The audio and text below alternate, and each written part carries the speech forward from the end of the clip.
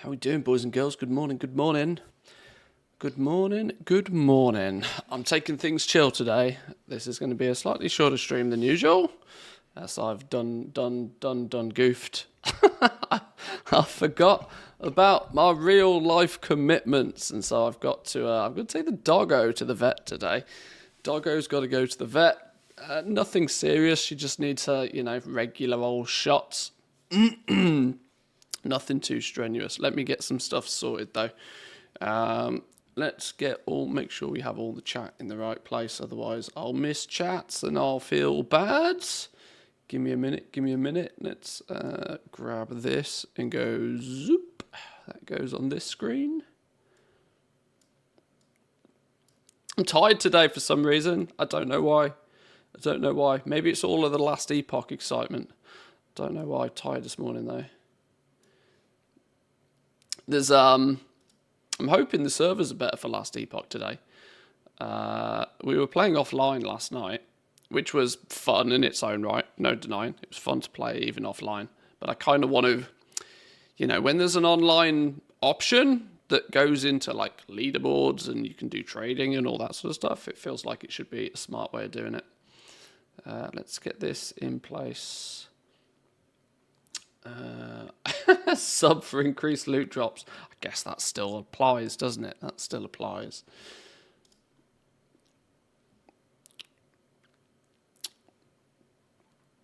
All right.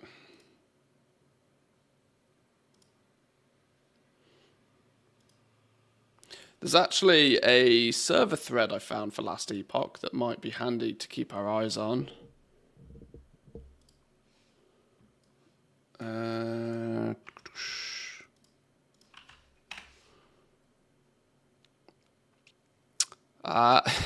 Known workaround, full offline mode. You can always play the game on offline if you wanted to. Alternatively, they were doing some updates yesterday, and we are currently up to fairly stable, but transition times are sometimes longer than expected. Do we think that's enough to give it a go? Do we think that's enough to try and give it a go? I imagine it probably is. I want to just get a few World of Warcraft auctions and stuff listed, though, first thing. I just want to wake up for starters. I told you, I'm tired for some reason today, and I don't quite know why. Probably too much excitement. I don't even know. Want to get a little bit of my auctions listed first thing. Then we'll a mega bundle, Whiz Bang's Workshop. Okay.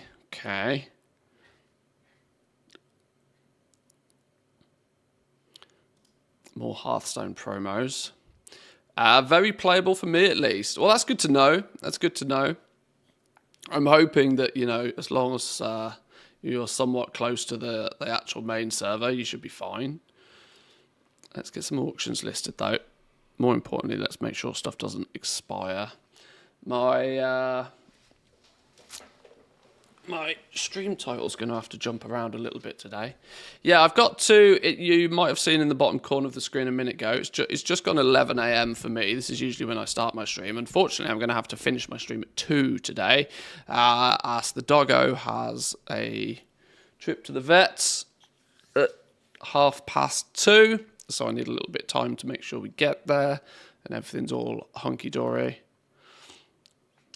Usual annual dog shots.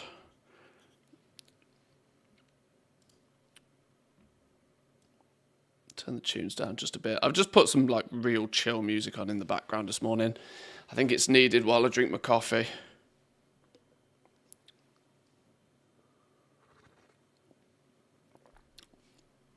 Mr. GM posted out yesterday on his Twitter. I might have spoke about this a little bit last night, but it was interesting how just so very close my opinions were on this as well. Let me see if I can find the tweet to show you guys. Because, of course, Dan's been playing some Season of Discovery as well. Where is it?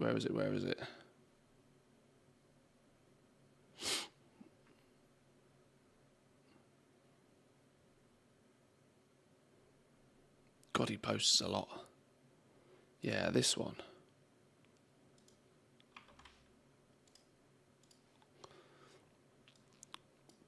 So Dan tweeted out yesterday, and this resonated with me quite a lot. I feel like I might have burnt myself out on Season of Discovery because for some reason I'm really not feeling Phase 2 at all. During Phase 1 I did everything because I wanted to and loved every second of it. Not sure what it is about P2, but it just doesn't have the same feeling for some reason. This isn't a flame on the current players or the developers. I feel this is just a personal issue for me. I really want to enjoy it because I love the idea of Season of Discovery. Now, this resonated with me because I feel almost exactly the same. But secondly, I did kind of see this coming because there is Phase 1 and Phase 2 are like chalk and cheese. They're almost completely different in every way. And it's, for me at least, it's felt Phase 2 just feels like playing Classic. But it feels like playing Classic with restrictions this time. Whereas Phase 1 for Season of Discovery was lifting of restrictions, putting a cap on how far you can level right now, but sort of like, you could say putting the cap is a restriction, but it was nice the fact that you were able to just, start in your own zone, find some new stuff. Your characters would feel slightly different, and there was new metas. We had mage healers, and we had flipping rogue tanks and all sorts of silly things. And you'd level up in your own little zone relatively quickly up until about level 10, and then you'd all commune in one sort of area. And the first few dungeons in Classic are significantly better. Everybody knows about Wailing Caverns. Dead Mines is just iconic of a dungeon. I think it's such a high tier dungeon in everybody's minds. If you ask people to name 5 dungeons throughout World of Warcraft history, Dead Mines is like right up there with some of the most iconic dungeons. People get to run through that. There was a big community aspect. People could get on board with it really quickly and easily. This meant there was constantly fresh new people looking at it, and the hype and the excitement was there for Phase 1. Phase 2 feels exactly the opposite for me. Phase 2 feels exactly the opposite, and I think it's because there is restrictions from both sides. It's difficult to get into Phase 2 unless you already did everything in Phase 1. Unless you've got your level 25 characters, it's hard to get into Phase 2 because there's kind of a requirement of being 25. And the worst thing is that the Classic leveling experience is at its absolute worst between levels 20 and 40, which is exactly what we're doing now in Phase 2. It's the absolute worst between 20 and 40 because you have no gear, you have no damage, you have a long grind to go, and you're doing it all on foot, and it's all slow and it's all methodical. You don't get faster you don't get to move faster until you hit level 40. Everybody in Classic was always desperate to just get to 40. It was all of that mindset was just get to 40 and then you get your mount and it makes things a lot easier. Stranglethorn Vale is such an iconic leveling zone, and it feels like people are actively choosing to avoid Stranglethorn Vale because of the Blood of the Moon event. I know why they've done a PvP event, and I kind of know why they've put it in Stranglethorn Vale, but it's caused a lot of problems on the leveling path. Some people like to hit Stranglethorn Vale at like level 30, and then they just live there. They just live there until they ding 40. It's almost entirely possible to get a full 10 levels in Classic in just that one zone, because it's massive, and there's loads to do, and there's always stuff to kill. And I don't think that, people are having to go and find other less interesting areas to go level in because of the chaos that ensues in Stranglethorn Vale. The decision to push most of the runes to the tail end of the leveling, I think, is a bit of a problem. For me, this was always inherently going to be a problem because the base game is still the same base game, right? I use the phrase quite frequently, and this probably isn't fair for Season of Discovery, but you can always polish a turd. And it might look a bit shinier, but it's still a turd. And this is what I feel about this sort of level bracket in Classic. Classic is at its best for the first 20 levels, and then when you ding 60. From 20 to 60, it's just a chore that you're trying to get through for the most part. You don't have, because you have that cluster, that community feel right at the very beginning, and you get some levels quick. You can get to level 10 in a couple of hours in Classic, and you feel as if you're progressing, but then it slows down, and you're just chunking away, and you're just trying to do it at that point. Phase 2, I think, is a little bit problematic in that regard. There's the only dungeon you're going to be doing is Scarlet Monastery, and Scarlet Monastery is always mixed emotions because it's predominantly something that people just want to zerg, and they're zerging it to get through it. It's not like Dead Mines, which is just a fun adventure to go through. So yeah, I kind of get Dan's feeling on this. It makes a lot of sense. And maybe I've thought about this a little bit more, so I can sort of pinpoint a few things. But I get exactly where he's coming from. I think, now this is hindsight speaking here, but I think they really should have made Phase 2 leveling much faster. I think there should have been a flat 100% EXP buff from the word go. I don't think keeping the experience as it was in Classic for Season of Discovery is really the smartest move. Admittedly, if you increase the EXP, if you increase the experience that people are going to be able to get by leveling, it's only 15 levels, but each level takes you a couple of hours to achieve. So it's still, simple numbers. It's still 30 hours of leveling. I think more people would engage with it if the leveling was faster. This is a seasonal mode. The point is you're meant to get to the level cap, whatever it is, and then spend plenty enough time at the level cap, just sort of, just exponentially growing your power, going and running the raid, that sort of thing. And the concept that was really nice in Season 1 was you didn't feel bad about, you actually felt like you wanted to test lots of classes, and you felt as if you could test lots of classes in Phase 1 because the first initial 10-15 levels are really quick. And then if you were starting to find something, then 15 to 25 was the real leveling experience. But you could do all of that quite quickly. I swear I was getting to level 25 significantly faster than what it took me to get to 40. I think they should have addressed the leveling speed. And the issue I have is the majority of your time leveling is just running places. This is why back in Classic, everybody was just get to 40. Just got to get to 40. Because 40, you get your mount, and all of a sudden you're, in many cases, 60% faster than what you were before. Luckily, being a hunter, I have aspect of the cheater, so I was running a bit faster anyway. But I get this. And it's super difficult, I think, to lock it down to why it feels this way. So I will probably,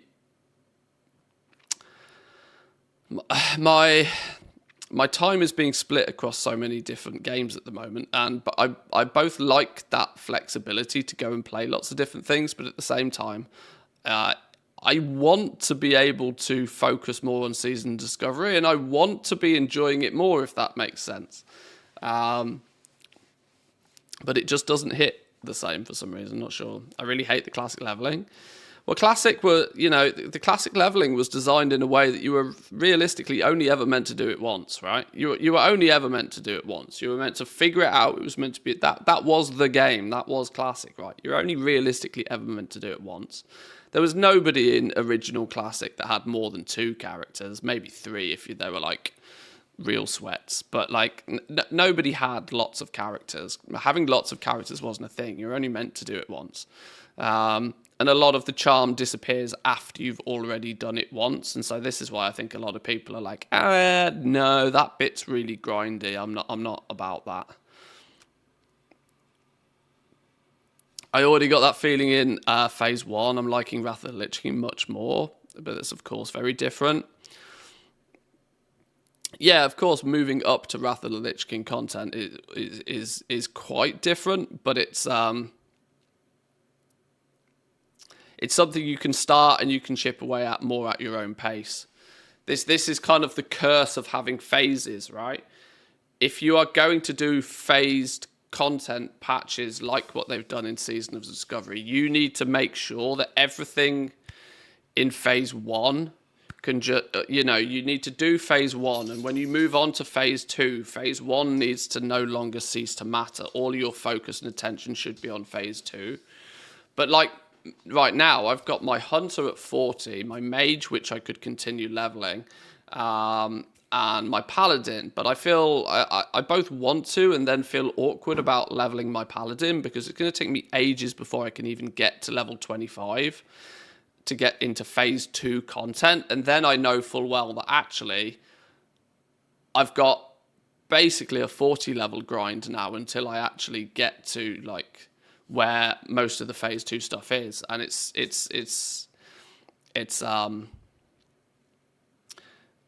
feels like I wouldn't have time to do it, which was the opposite of Phase 1. And this comes from somebody that like does this every day, right? So yeah, I don't know. I don't know how they address this for Phase 3. I think they need to really consider ramping the experience through the roof. Like a 50% EXP bonus is not enough. We're talking like you should be gaining 2-3 times the experience for the previous content. You should be able to pump through it because you are meant to be focused within this range. You want to cluster the people at that point. Because this isn't something that's going to be around forever. That's the point. Like if you get into Phase 2 and then you spend most of Phase 2 going back and finishing Phase 1 stuff to get extra characters through, you've then all of a sudden missed Phase 2. And then when Phase 3 comes out, it's going to be even worse because you are going to have 40 levels before you even enter whatever they do for Phase 3. And 1 to 50 in Classic is a chore. Imagine if you have to go from 1 to 50 in Classic before you even get to like Phase 3 stuff. You ain't going to see a single new player. It'll be existing players only at that point, which is a bit of a shame. If they do Season of Discovery, Burning Crusade, I'll get back into it. I don't think they will. It doesn't make sense for them to do that. From my perspective, it just doesn't make sense. Because it's meant to be a seasonal event in that regard. They are already stretching it out over a best part of a year, which I kind of think is a little bit too long. But I don't know. It's hard to quantify, and I probably sound a touch hypocritical even in some of the comments I'm stating here. But something about it just doesn't resonate the way that Phase 1 did. Phase 1 absolutely slapped. And I enjoyed every minute of Phase 1. And honestly, the only reason I stopped playing Phase 1 was a Christmas turned up. Festive period turned up. So I was like, okay, well, we'll go do some Christmas stuff now, By the time we came back after Christmas, it was the hype had died down a little bit. And I was like, oh, well, we'll just wait out till Phase 2 now. It's fine.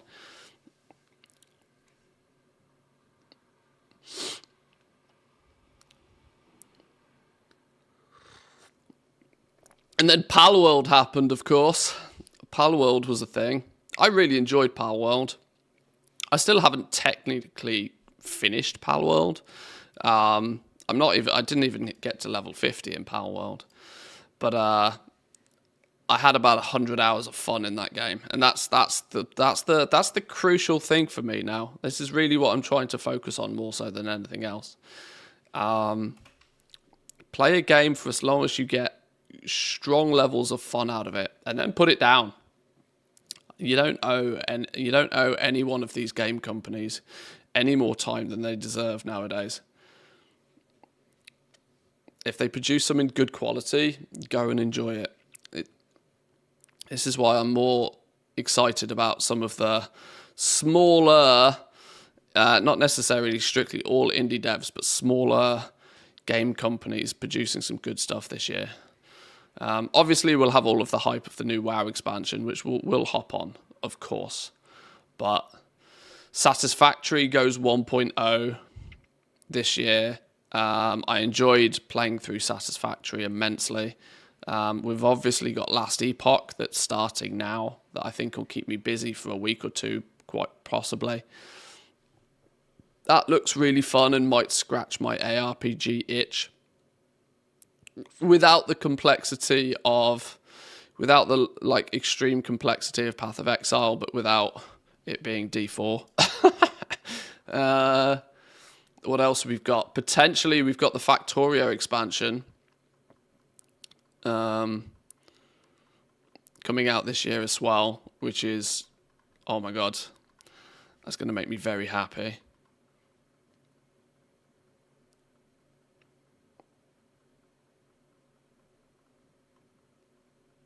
And I'm sure there'll be multiple other things that will jump out of the woodwork to entertain us at the same as well that I haven't even considered yet.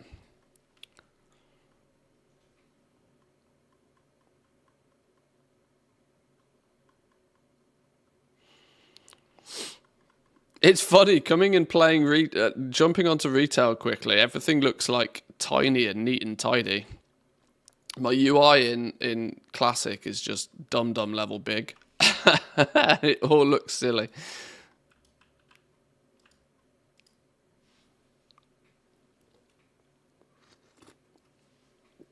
Oh, this coffee's good this morning though.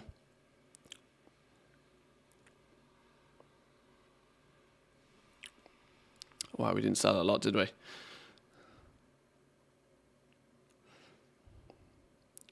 Actually, I would go as far as to say 90% of the stuff that I'm listing is just complete trash now. This is like the dregs at the bottom of the barrel. I've not done a crafting session for so long. This is just, you know, chipping away at relisting any random stuff that I still have in my bags.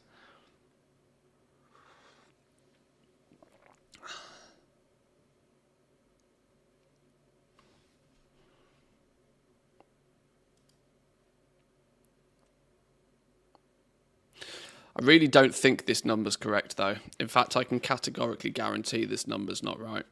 I think my total gold is actually only around 40 million or something now. Which is ludicrous when I think about it, because the filters are working. The filters are working. I need to set up the rest of those, actually. I need to set the rest of those up. I had a lot of fun playing with those yesterday.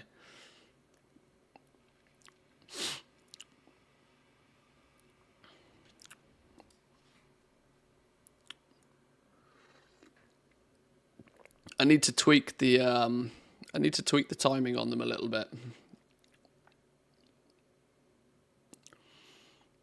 I think they're currently up for like 6 seconds and then they go down again. I might need to play around with just how long that they stay on for, but not too long because some of them are weird AF. I also need to make a button on my Stream Deck that turns them all off because I'm quite sure at some point they'll bug out and I'll end up with a filter on my face for 20 minutes before realising it.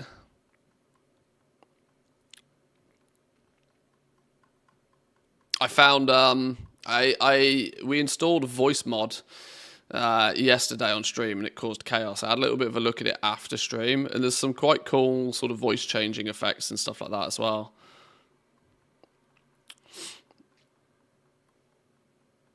Which I hopefully can set up in a semi-automated way as well. Yeah, I've just instantly put them all at 1,000 coffee beans as like default, just to sort of more for testing than anything else.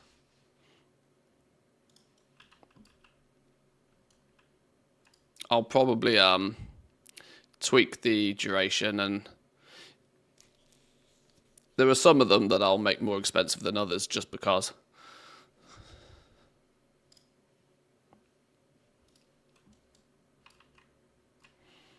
Oh, was that everything? Let's post this last batch then.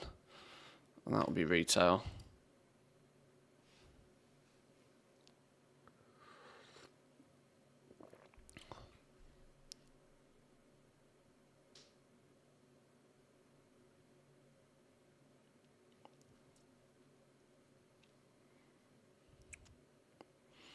Oh, I can't open Classic at the same time, can I? Because I've got it all. I'm all on the same account. Oh no, I can open Classic. I can open Classic because that's my first WoW account.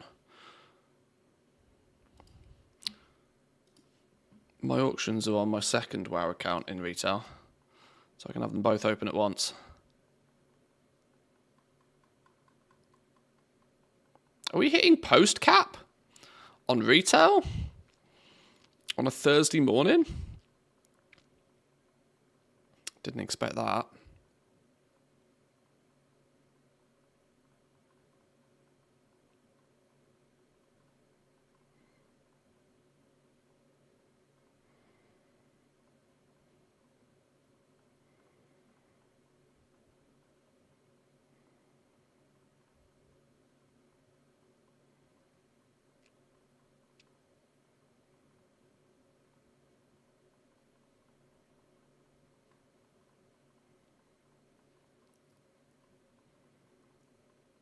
Okay, there's everything listed. There's a few materials by the looks of things knocking about that aren't being listed for some reason.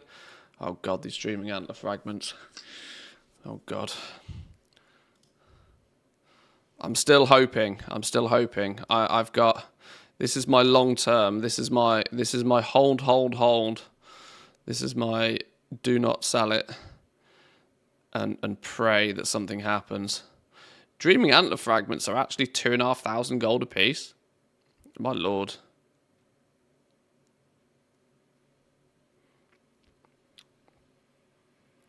I'm still in somewhat kind of hoping they do something weird and wacky in Season 4 that makes these go to the moon. That's the only reason I've still got these in my bags.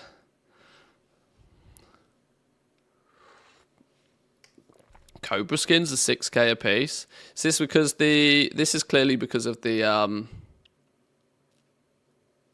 Lego drop rate has been bumped, hasn't it? Which in turn is that why Shadow Flame essences are at 10k a piece again? Okay. Yeah, Shadow Flame essences at 10k a piece. Sheesh. I wouldn't hope for them doing anything with the antlers. No, I'm not hoping they'll do anything with it either, really. It's at current market value, it's about 500,000 gold sat in my bags right there, which I'm kind of just willing to let them rot. I'll hold them, and if they go to the moon for some reason, then I'll cash them in then. If not, then they'll just rot. But you're right, they're probably not going anywhere.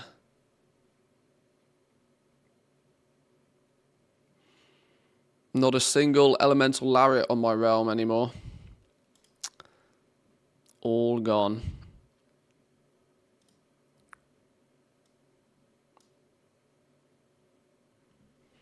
All gone.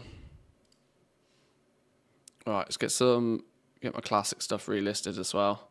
Then I want to play some Last Epoch for an hour or so. I really shouldn't have. Is this maybe the time where I send everything to my Warlock?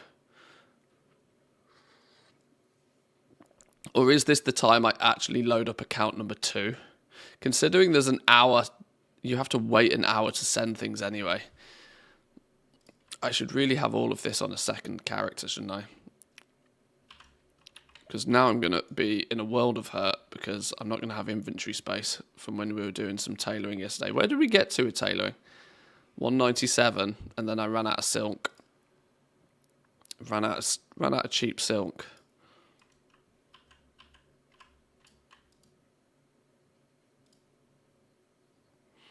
Oh, I've got a shite load of bolts of wool cloth as well in here. I didn't realise I had those.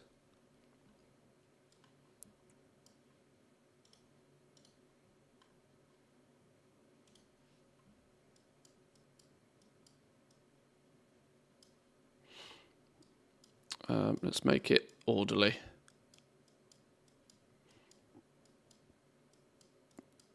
OCD's kicking in.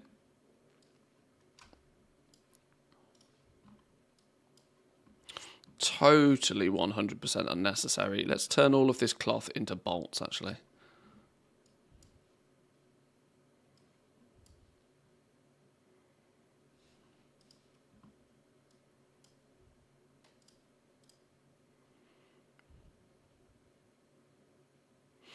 Awakened Airs are up to 250 gold apiece. You bought 25,000 of them for 100 gold each. Nice. Nice. Playing the flipping markets in WoW nowadays is more and more and more like playing the stock market every day. Genuinely is. Quicksand, how are you doing? Welcome in. Good morning. Why just chatting? Honestly, it's I'm probably bouncing about around a bunch of games, and I'm not really playing the games more, so I'm drinking coffee and just chatting.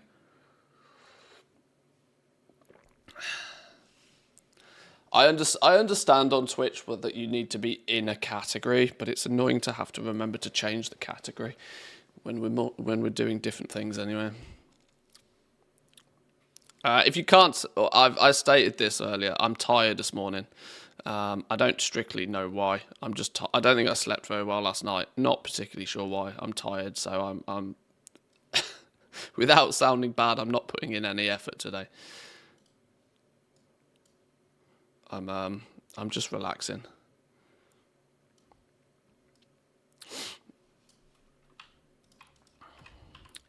I'm for some reason I'm already in lethargic Friday afternoon mode, if you know what I mean. Even though it's nowhere near to Friday afternoon.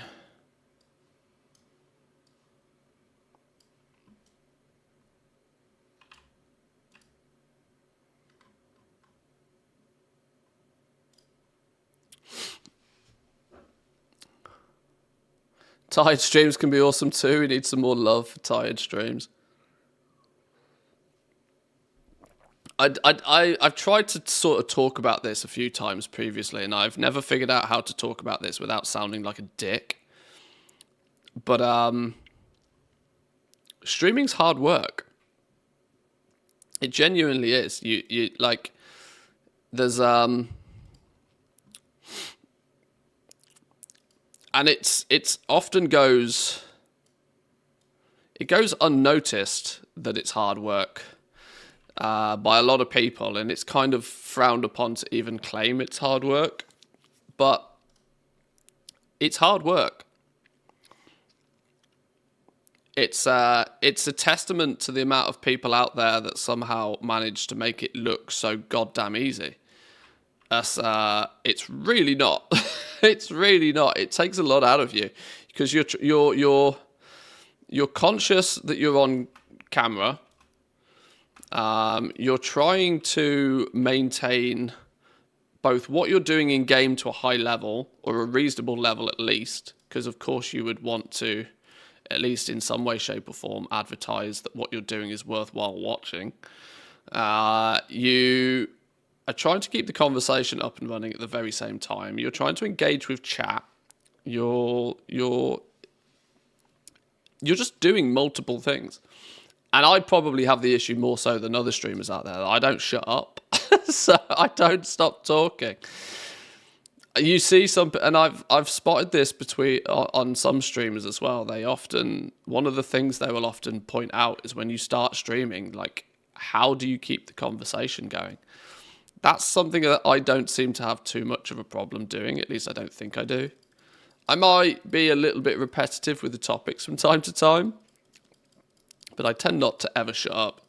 This means after 4 or 5 hours sometimes, I turn the stream off and my wife comes and tries to talk to me, and I'm like, I am not talking for a good hour. Talk to me again in like 60 minutes. Then we'll have a conversation. My words for the day are they're just done. I've got none left. I've ran out. Nobody ever wants to watch a streamer who isn't talking. There are very, very few people that can get away with that. You have to be top of your game to get away with doing something like that. Absolutely 100% top of your game. Because if they're not watching you for what you're doing and saying and talking about and discussing, they're watching you because the way that you're playing your game. And if you are tunnel visioned on that game and you are not talking, then you better be the best person on the planet at that game. Or you have to be willing to do silly things like this, right? Which not everybody clearly is. How are you doing, Lady Daisy? Welcome in. Good morning to you. I hope you are well. Coffee is brewing. Yes, coffee is good today. Coffee is very good today. I wish the Twitch cap said Twitch Prime. That's that. I wish that said Twitch Prime.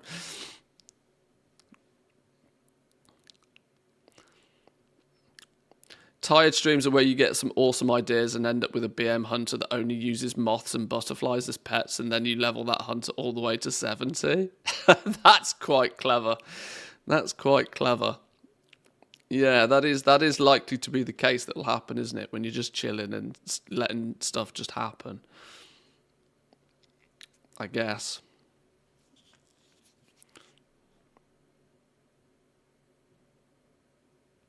One thing I noticed from watching various streamers is that it seems very natural to just voice whatever you're thinking. So you're naturally chatty. Yeah, I am quite comfortable just often what is referred to as verbal diarrhea. Just if my brain thinks it, I will say it. Now, obviously, that gets very risky if what your brain thinks is maybe not, overly politically correct.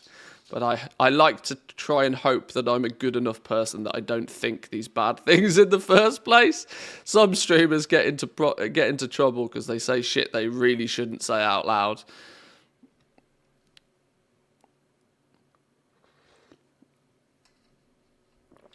If you ever want silent streams, any at the top of just chatting would likely work.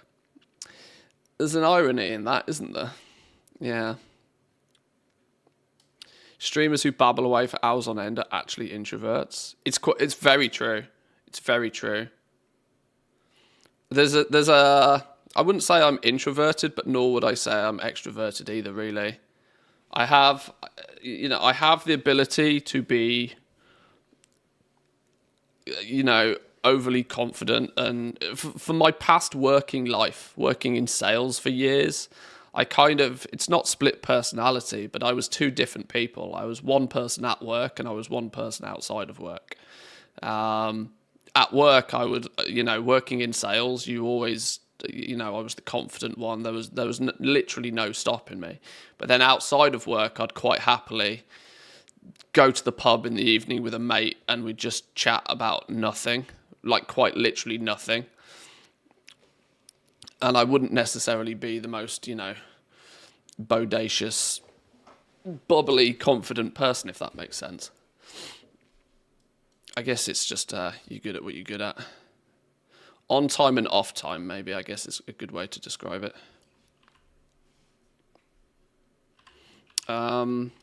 Should we try and just get tailoring up? Should we see if there's any cheap silk? We need to be making more crimson silk vests. And it won't go to waste if we buy a bit more silk either way. Silk cloth. Oh God, it's over 2 gold a piece. It's, maybe we just need to get through this silk section. Maybe there's not enough of it knocking about right now.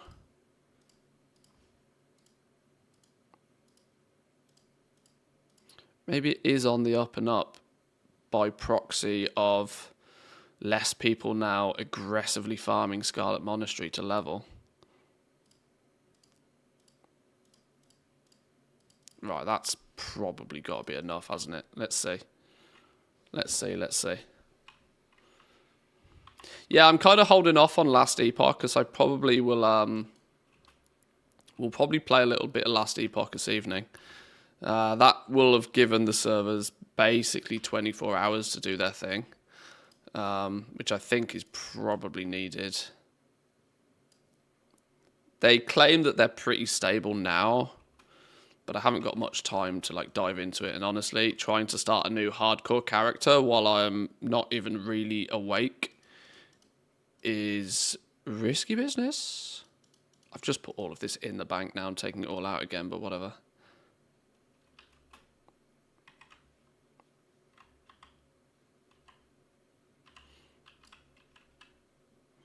We're going to need a bunch of threads and stuff, aren't we? What are we making? Crimson silk vests. Yeah, that makes sense. And we need to get to 205 apparently. Well, actually, these are going to be... Oh, we are slightly short on the silk cloth. I wonder if they're guaranteed. They probably go yellow at 200, don't they? That's probably... Yellow at 200. Then we might need to make 5 or 6 of them possibly. Unless they do stay orange all the way to 205, which means I just need some more silk bolts. Maybe I didn't need quite as much silk as I made. Oops. Whoops. Did you not get to play any Last Epoch yesterday? We basically were playing in the offline mode. That was the only way we could get to play it. The online servers were just cooked. So it wasn't really like any progression per se, because I want to play it online where you've got the like leaderboards and stuff as well. It was worthwhile playing it in offline mode, just purely as it gave me an opportunity to kind of understand the basics of the game to begin with. It's not like I haven't played ARPGs before, but it was, you know, just what the Last Epoch spin on things was. It looks like crafting in it is something that you actually progressively do all the way up whilst you're leveling. Crafting isn't something that's just kind of reserved for once you finish leveling, which looks quite cool. It looks like you are permanently tweaking and tuning and adjusting your gear. The gear that drops for you, rather than you hunting down that absolutely perfect item, you're looking for like a good base item. And then you take that good base item and you craft it and you configure it to make it like perfect for your spec. And you probably repeat that process multiple times through leveling, which I think is quite a clever way of doing crafting. As often crafting is just something that you basically ignore until you finish leveling, and then crafting is what you optimize your endgame gear with. It often doesn't have much relevance whilst leveling,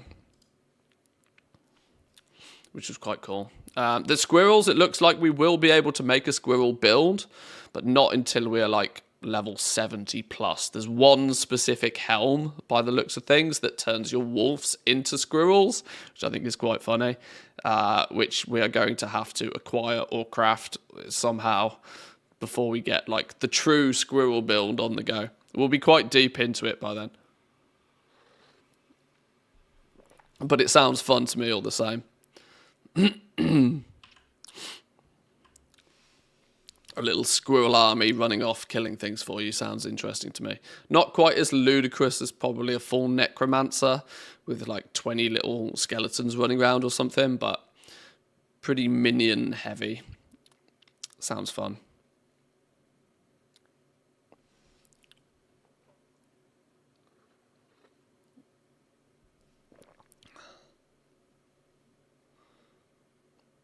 Right, if we get to 205, I think that's where we do. Are we still going to need more silk after this? Or are we moving on to that mage wave? I had to tell my husband about the squirrel build. Yeah, the squirrel. I'm hoping it'll be quite cool once we get there. Reach level 35 to train artisan professions. We don't need to worry about that just yet. 225 is the cap for now. Crimson silk pantaloons. Why is it sending us to Ironforge? Is that not available via Yoldi regular trainer? Oh, this is an interesting twist. I need to investigate this then. Is this Zygor being clever? Telling us to go get a recipe that we would not normally get to via the trainer. This is the smart side of Zygor that I like from time to time. It tells you to do something that you wouldn't necessarily think of doing yourself. So are we not learning this from you then? Oh. Oh, well, we can learn it from you. Okay. Well, well.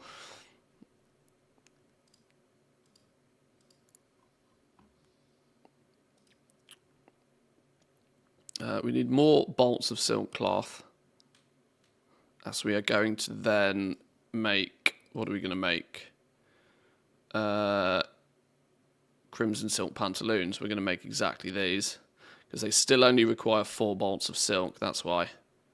Still only require 4 bolts of silk and some vendor mats, which is going to make them probably the most efficient way, because now we're going to start quickly using mage weave instead. You're then going from 4 to 6 bolts. Only 2 bolts of mage weave there though on these. A bolt of mage weave is currently valued at somewhere around 50 silver a piece, going rate.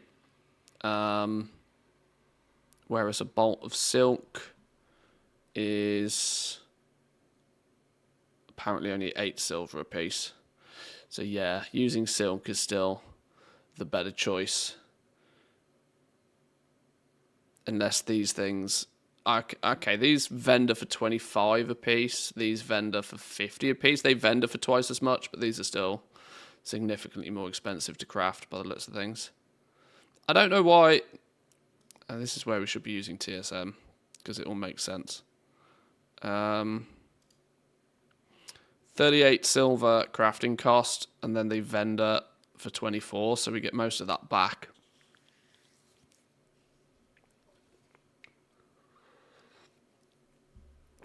Whereas if we maybe look at making black mage weave vests, they've got a much higher crafting cost.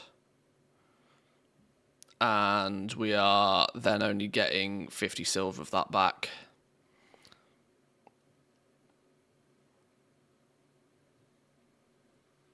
They disenchant for they disenchant for more. But they still don't disenchant profitably. Now, Azure shoulders apparently are profitable. 60 silver to make. Is it because they... Okay, I wouldn't trust the profit on these. But 57 silver crafting cost, disenchant into 55 silver worth of materials, though. You basically break even on those if you can then sell the vendor mats. The disenchant mats. That's maybe another possibility.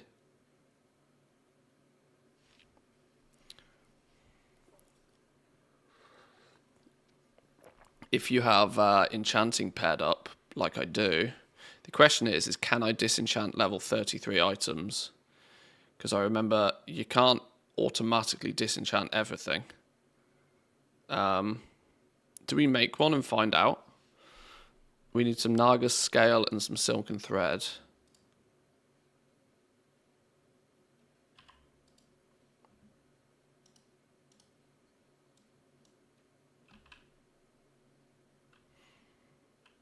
If we can do some shuffly and basically get the leveling of tailoring for free, then why wouldn't you?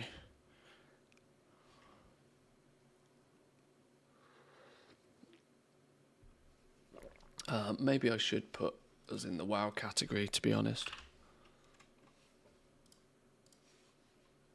There we go.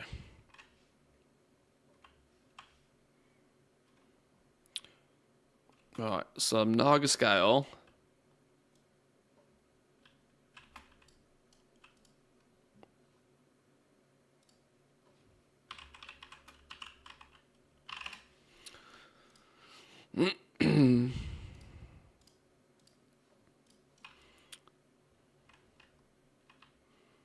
Now, TSM's disenchanting rates, I hope, are accurate, but they're also somewhat based on an average, because not everything disenchants into the same thing every time.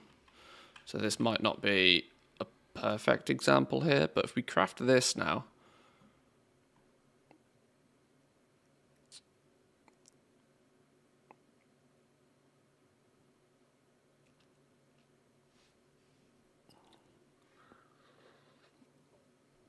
it's using quite a bit more silk cloth, bolts of silk cloth, but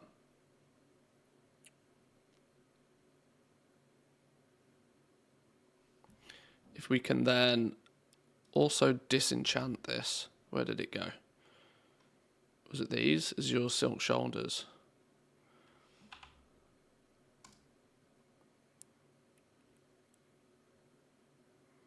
We got 2 vision dust out of it, which is 4 silver.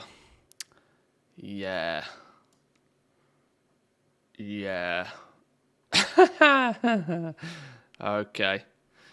Maybe I need to make a couple more of them to get the law of averages. Why is TSM's disenchant value on those so high then? Am I led to believe that there's also the chance for them to disenchant into... You lose when you get vision dust, you probably win when you get greater essences, because they're probably worth a lot, so you probably need to make a bunch of these.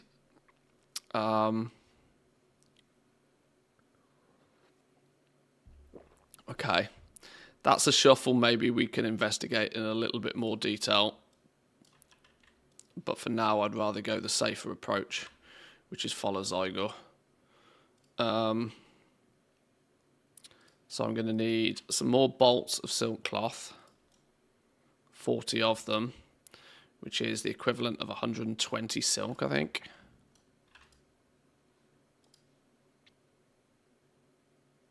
Let's check silk cloth. Bolt of silk cloth is 11. 4 times 2 is only 8, so I should make them myself still. 20, 40, 60, 80,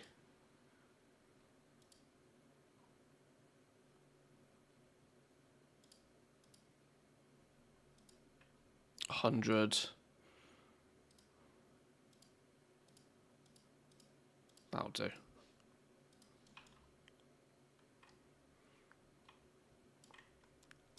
This should work.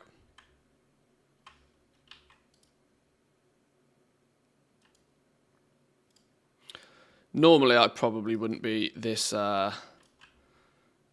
this pernickety about it, but I'm trying to level it for as little cost as possible, because I'm not exactly balling for gold right now.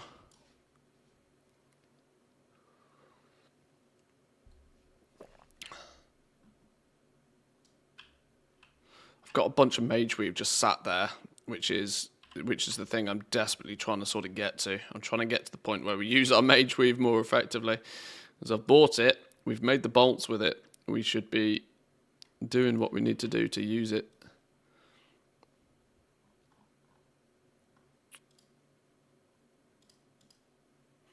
So let's get these made.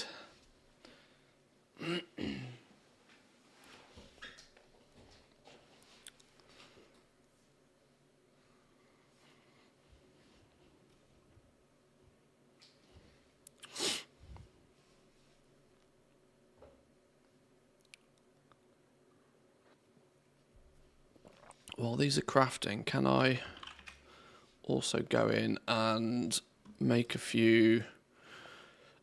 I'm trying to remember how you even do this. What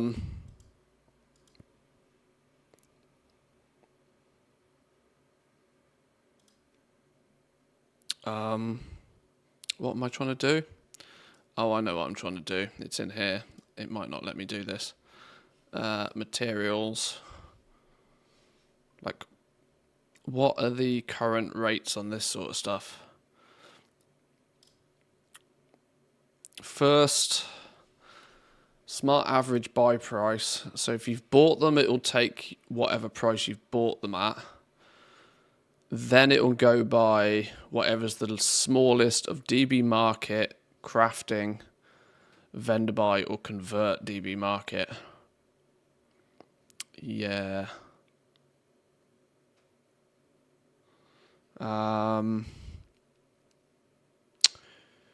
DB market just doesn't do its thing anymore.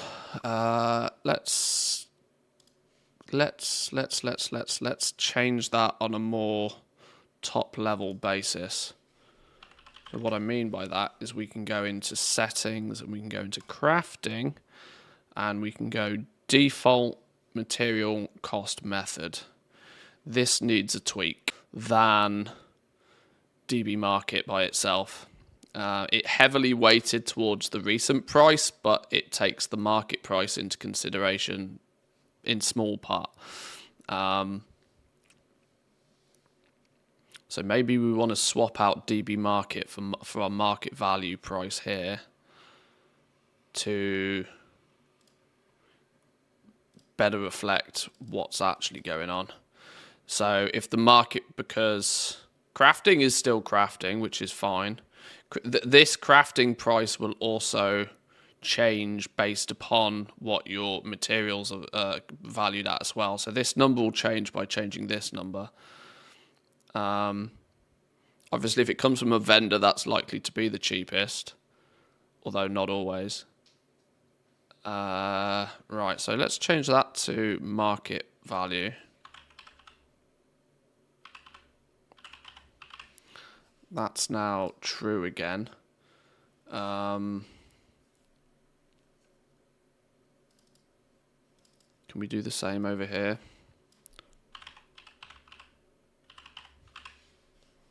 It doesn't, yeah, it's not going to like that, is it? Because that's not actual, you can't put custom price sources in there. Maybe, okay, sure, we'll leave it as that. That won't make much of a change, but it'll be subtle enough. What I'll also do is put DB...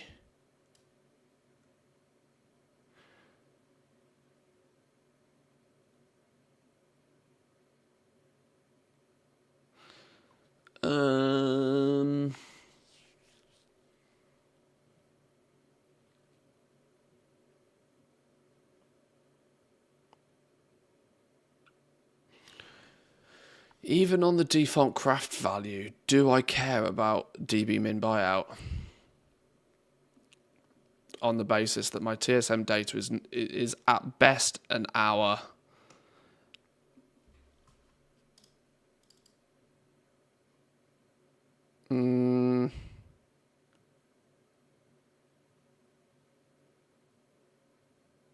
I kind of just want to get rid of this. And put that there as well.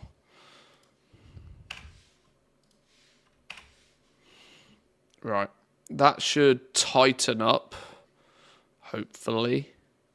Should tighten up the prices in here a touch to be slightly more reflective of what's happening like today, not what's happened in the last 2 weeks. Since each phase is realistically only going to be about 8 weeks long anyway, relying on DB market prices is probably foolish. Okay, did we make all of the silk? We did make all of the silk. We need some red dye and some silken thread.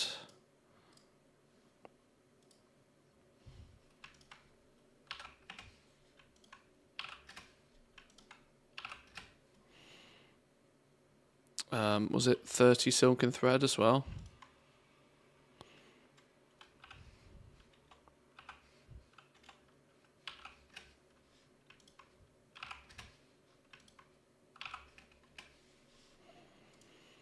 Right, some crimson pantaloons.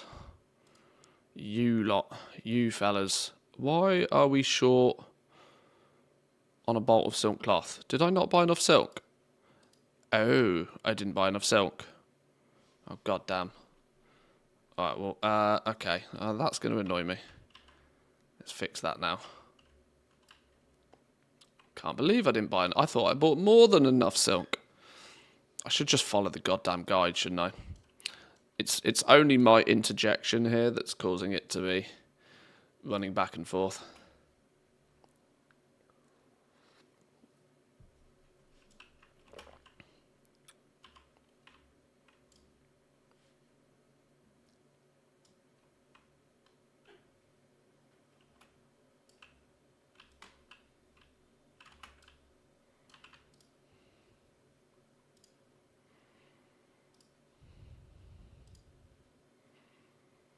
$50 stacks of one.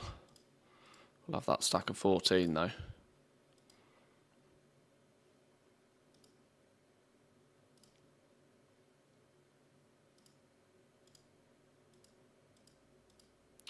I just flat out refuse to buy shit in stacks of 1.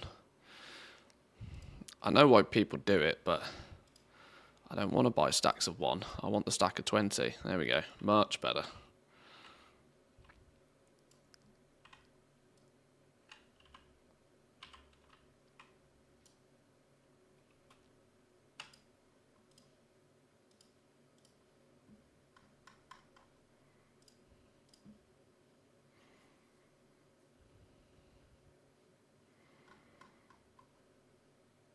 Ten sets of these. Max. Go. That should get it. Oh, that's why. We were already skilled 206. I don't need to make 10 of these. I only need to make 9 of them. Oops. I can tell the coffee's not kicked in yet. Oh, Lord. Oh my God, Twitch, fix your chat. It keeps getting worse and worse. I don't know why you have such an issue with the chat. Not personally, but I don't. I'm not sure what's causing your issue.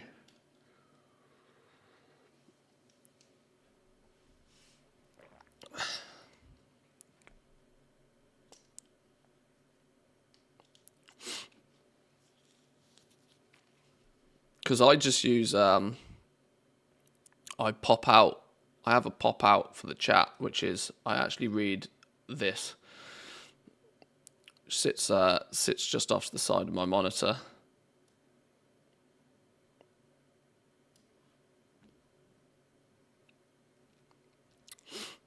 It sounds like the issue you're having is that there's a conflict with something else.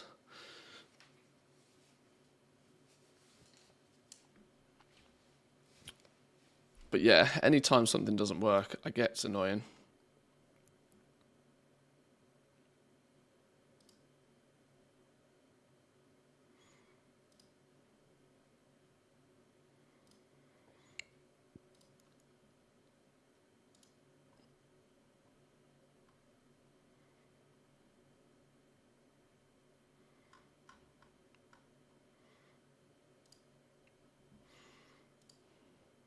I'm intrigued. What's going on in the classic subreddit? There aren't enough healers. We need dual spec now.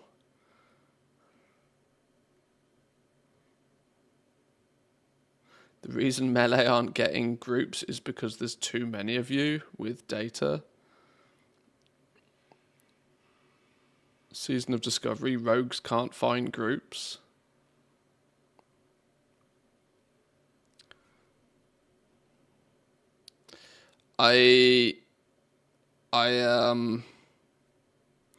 This is a self-caused problem for the most part.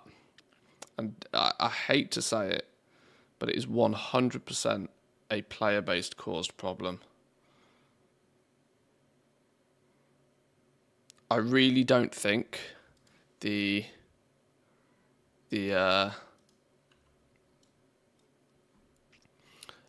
people are just far too metarizing their group building. Now, obviously, that's the prerogative of whoever's building the group. But if everybody that's building groups is only looking to bring absolute meta classes and meta builds, I mean, this is inherently always been a World of Warcraft thing. Then meta accept themselves, of course. Well, that's sometimes the solution, though. That genuinely is sometimes the solution. But just like in retail, if you have low item level, you can't ask for people. You can't ask for people. I can't remember which way around it is, but like you can't game the system, right? You can't be super low level and then ask for everybody to be 50 item levels higher than you. If you're going to roll in and you're playing a non-meta class, you then can't really, or shouldn't, this is the thing, like morally you probably shouldn't then ask for only meta classes to join your groups if you're not willing to play meta yourself. But, you know, gamers will do what gamers do, right? Often the solution to not being able to get a group is actually make your own group, which is a problem. Because then when people do, and then they ask for meta builds, it just, you know, they fix their problem, but they also then become the problem.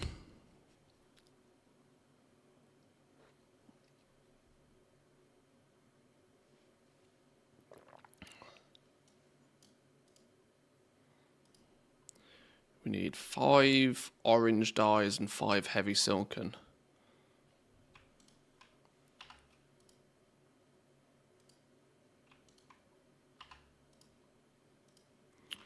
Right, this should get us to 220. We're getting close now. Although we actually only need to make 4 of these. What are we making? Oh, it's in shirts, isn't it? It's in a separate thing. Orange mage weave shirt. Crafting cost of 80 silver. Oh my god, these actually are going to cost us a lot because these just go in the bin and are worth nothing. Let's craft 4 of those then to get to 220. Woo! Crafting timing, classic, man. Sheesh.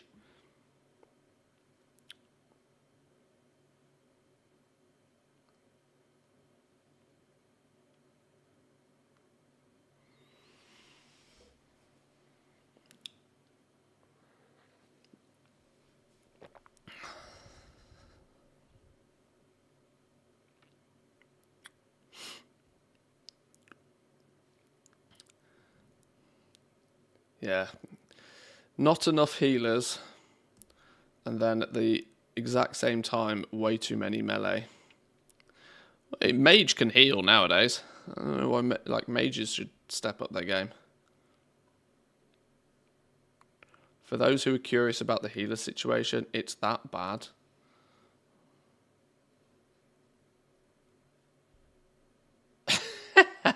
Oh dear, would you look at this? Would you look at this? Add-on is the LFG bulletin board. Screenshot was taken at 1 PM. Looking for more healer. Guild run, full run. Need feral, need healer.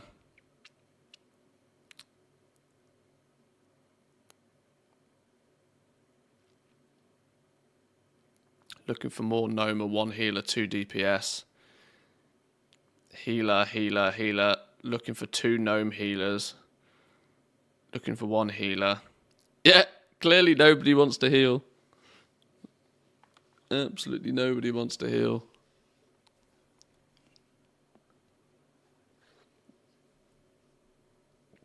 Ouch.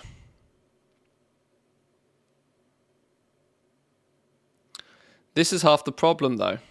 You're in LFG looking for group, right? And you're asking for 1 heal and 3 range DPS, and then, like, you must know tactics. Like, people are putting... You can't... If you need something, and you're asking the public for something, you know, and everybody else is also asking for that same thing, you can't... There's a phrase known as beggars can't be choosers. I should rock in on my mage. I should just level this mage, rock in, and be like, yep, give me all the gear, bitches. Like, know your worth, right? Stroll up as a healer, just like, boom, boom, boom. I'm here to save the day. Even if you're not any good, you'll get a few bosses done, and then you just peace out. See you later. Job done. Find yourself another one.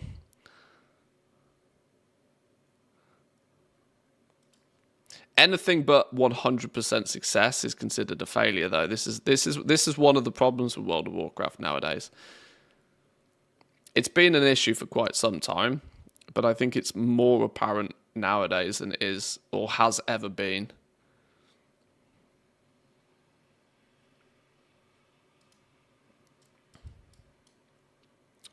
Right, I need 19 heavy silken threads. 9. Oh, these are expensive. Sheesh, I didn't realise these were so expensive.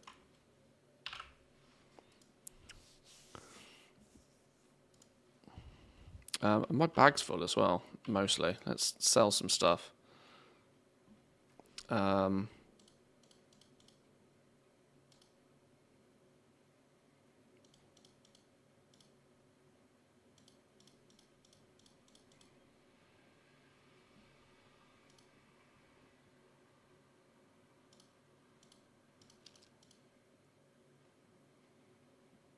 Okay.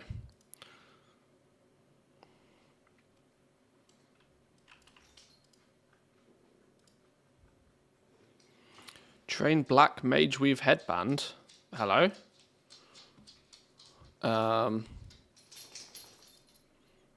Black mage weave headband is what we apparently need to go and look.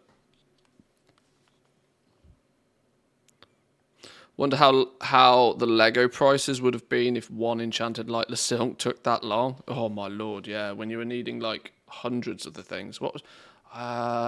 I haven't got it to hand, but didn't you need like 120 of them or something to make a rank 7? It was a ludicrous number of materials. It might have even been more.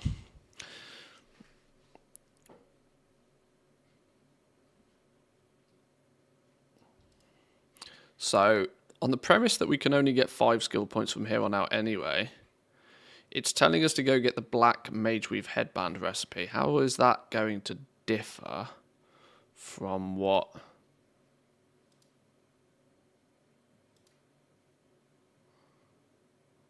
And we don't need to craft them all the way up to 250. So at this point, I'm actually going to mostly ignore the guide, other than possibly maybe going and getting the recipe. Or alternatively, I just make these. Because the black mage weave headband can't be any better than this either way, can it? Those are green, can disenchant them.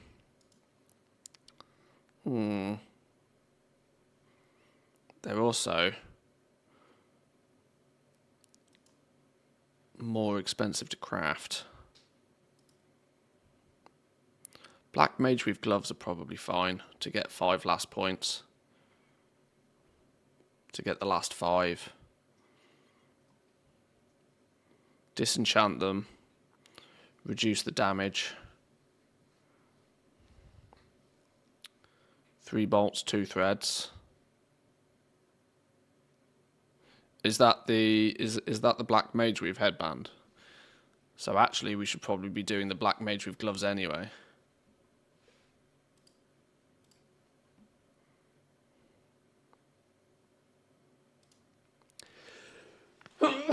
That's me. Black mage weave headband.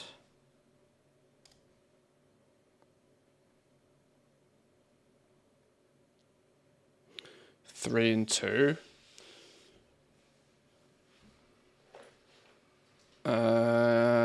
Okay.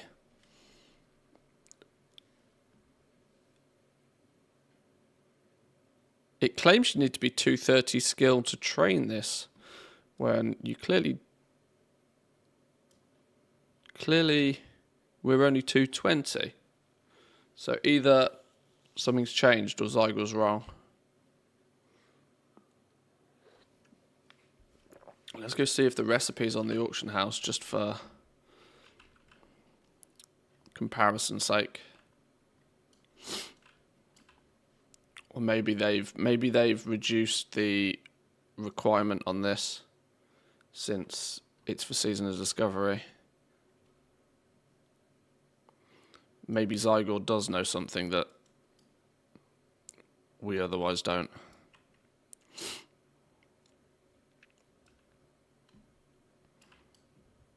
Wow, if you're not bots, I don't know what's going on. If you pair M bots, although you're not doing anything. You got dum-dum level names though, fellas.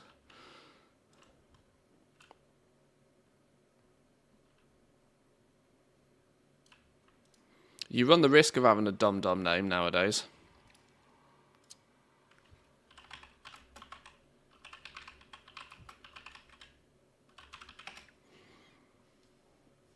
Was it not Black Mage Weave Headband?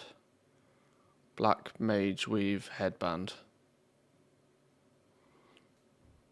There's none of them on the auction house? What?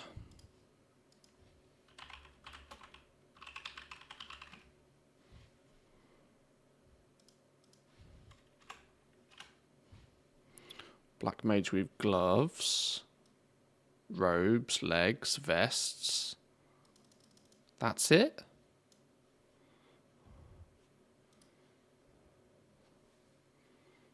Why do I think Zygon might just be wrong here?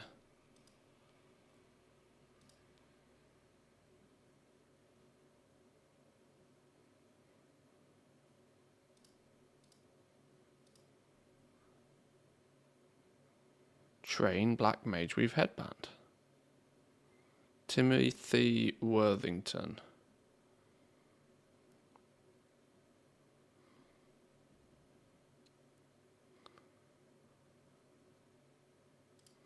He's the master tailor in Dustwallow Marsh.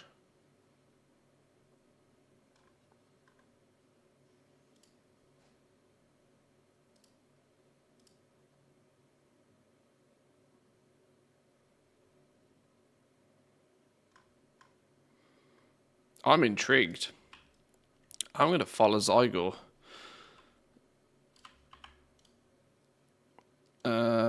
Where are we going? We're going up this way.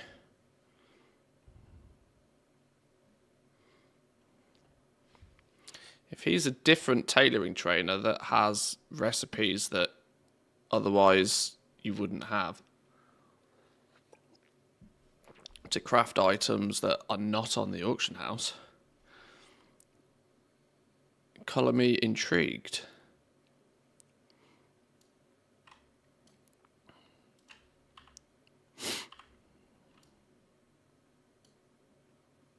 I can't possibly believe there's not a single person on my realm that hasn't leveled tailoring with Zygor. I don't believe that's a thing. Especially with the amount of mages that are knocking about.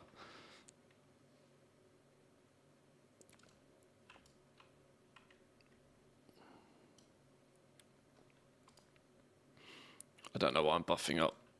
Force a habit.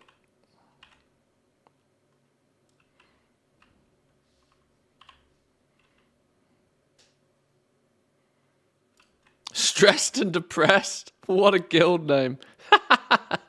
Stressed and depressed. Oh, that's actually quite funny.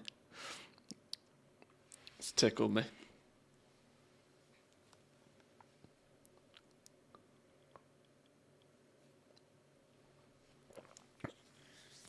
I hope Zygor's right, you know, and I hope I don't get there and it says I need to be 230 to learn this.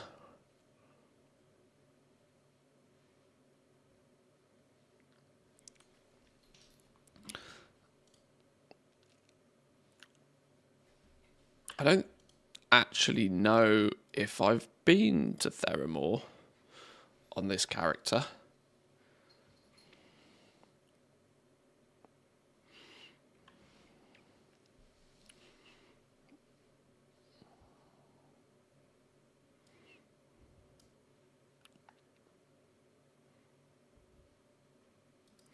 But either way, even if this turns out to not be feasible, we can get to 225 by just crafting up some of these. Black Mage with gloves is a good alternative. That's probably why there's a load of these on the auction house, honestly, because everybody has just picked up this on the default trainer and been like, right, I need to craft these to get to 225.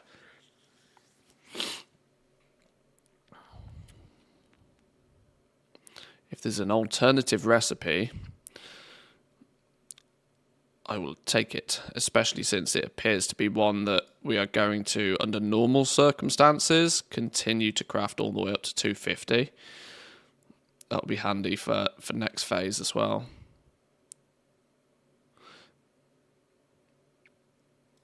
Are they going to cap us at 225 in the next phase, or do we reckon that we're going to be able to cap our professions at 300? 1,235 rune cloth. Ooh, spicy meatball to get us to 100 to 300. Do you reckon they'll cap us at 275 skill, just to make it so that phase 4 has something for professions?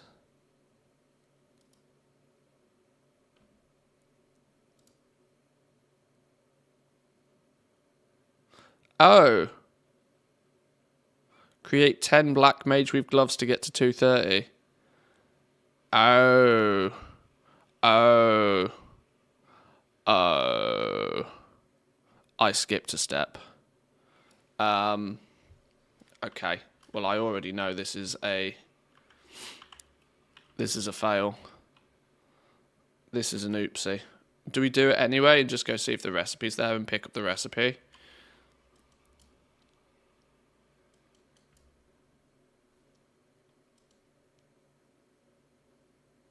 Is there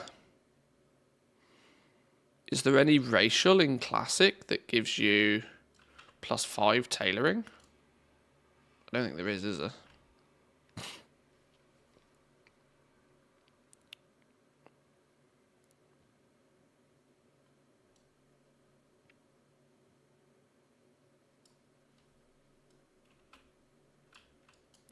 This is the thing, though. Look, this is why phase 2 doesn't feel the same.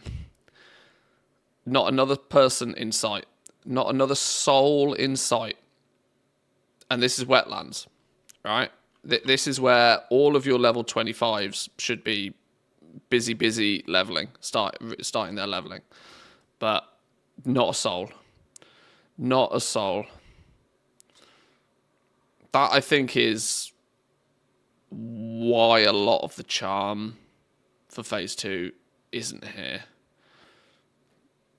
Because it feels like you've just gone back in time and are just playing Classic by yourself.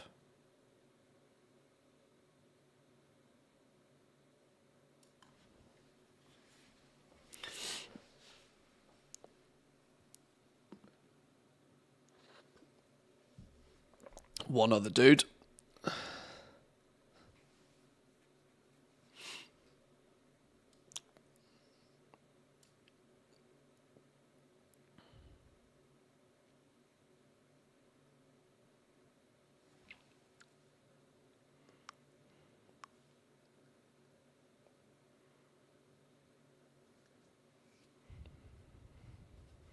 Yeah, we're going to get there. And it's going to say we need 230 for this recipe. And I'm going to cry.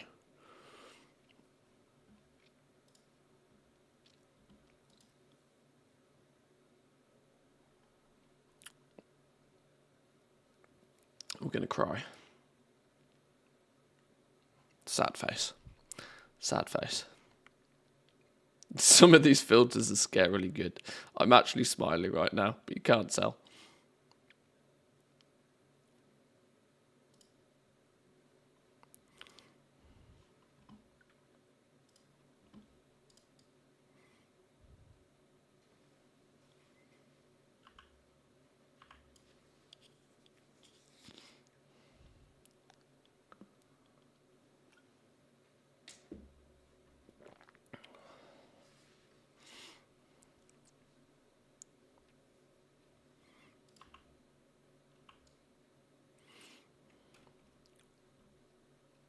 This side. We get off this side, apparently.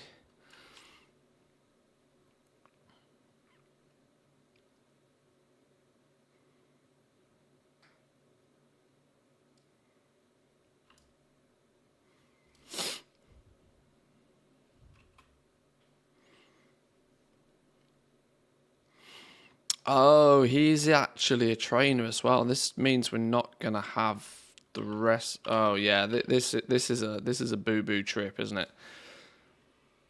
I've quickly realised this is a boo boo trip. This is where we'll need to go at the beginning of phase 3. We're 2 ahead of ourselves. Well, at least we can get the flight point. Wasn't a total waste of a trip.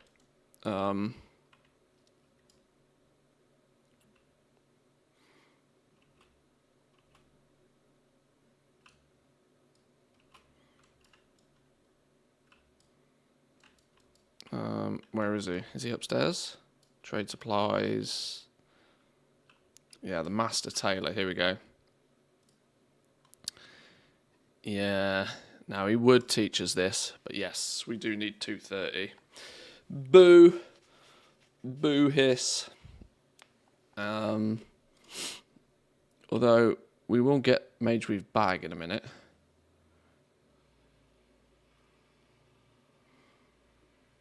So maybe we just do what we need to do.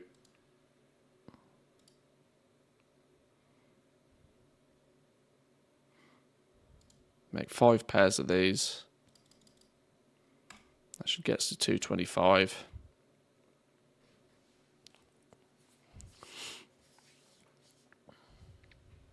Oh my lord, look at the craft time on these. Oh man. It's an outrageous craft time. Was this like a 30-second craft time on a single piece of gear? Could be even more.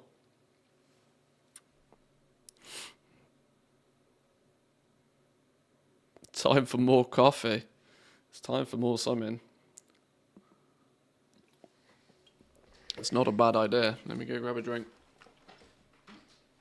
How long would it take you in real life to make gloves? Faster! Faster!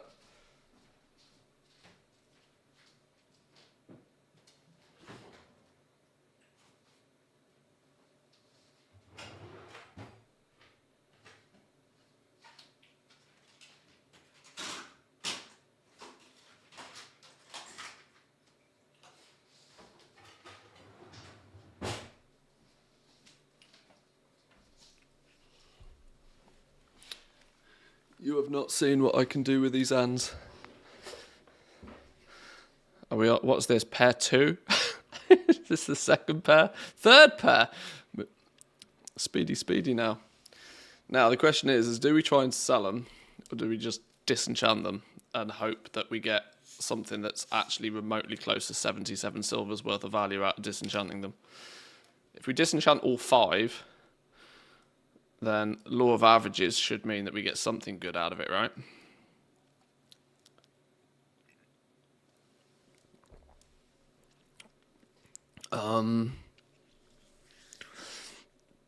Isn't there a way with TSM to see detailed disenchanting info as well?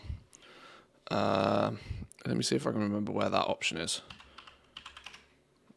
Settings, tooltip settings, simple destroy, full destroy. That should give me an indicator. That should show me, hopefully. Yeah, okay. So it's claiming that the disenchant value is 77 silver based on the fact that 75% of the time you're going to get a couple of vision dust, 5% of the time you're going to get a small radiant shard that you really don't want, but 20% of the time you're going to get the lesser nether essences, which is what is actually worth your time. So yeah, it's the law of averages. If you craft 5, you might get one of them might disenchant into a lesser nether essence. But 75% of the time you're getting 12 silver out of it.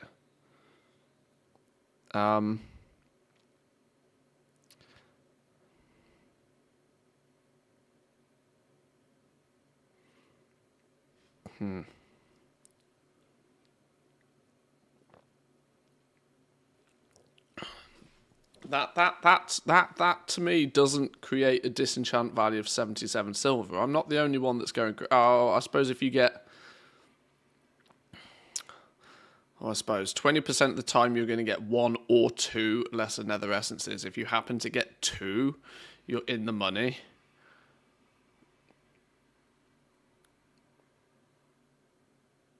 Okay. Something about those values don't add up to me. Something about it doesn't make sense. My alternative here is I just vendor them all for 30 silver a piece and get 1 gold, 5 silver back out of it. Should we just disenchant them? See if you hit that 1 in 3.2 million and get 5 shards. Right, go. Give me something good. Oh, well, that's not a bad start. A lesser nether essence. Okay, this thing seems to have an auction value of 1 gold 73 right now. So, okay, yeah, that was... Is that inflated or not inflated? Okay, okay, we're in the money already. We're in the money already. Can we double up? Vision dust 4. Vision dust 3. Vision dust 5. Vision dust 5. Okay. We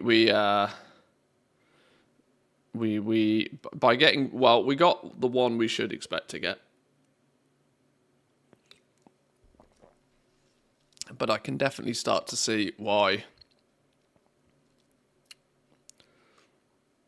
these things are expensive. Okay, cool. Either we sell those or we save them for leveling enchanting.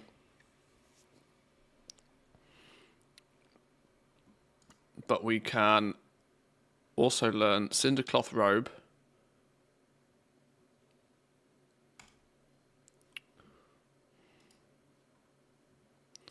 Cindercloth Robe requires level 40. Crafting cost 90 gold. What?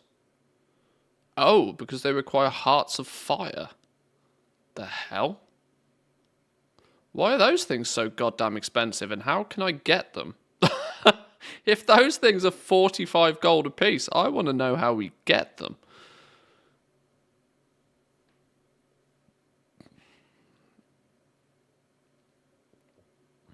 Um, 90 gold crafting cost? Sheesh. There's not a single one on the market for good reason. Go find some fire elementals from somewhere. Sheesh. That's money there. There's got to be some low level 40 fire elementals we can kill for those, surely.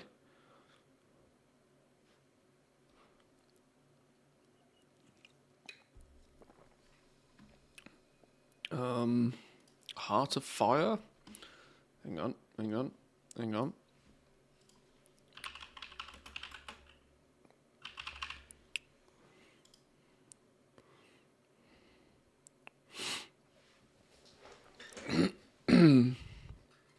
Okay. This might be the reason why.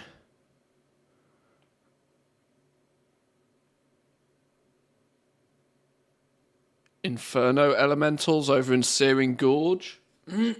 47 to 49. Now at level 40 on a Hunter, you might be able to take them out. 45 to 47, that sounds better. So maybe a trip into Searing Gorge on the Hunter. Oh, hello. Hello. Ancient Fire Elementals in Alterac Mountains. Level 34 to 35 mobs. Admittedly, less than a 2% drop chance, but hello.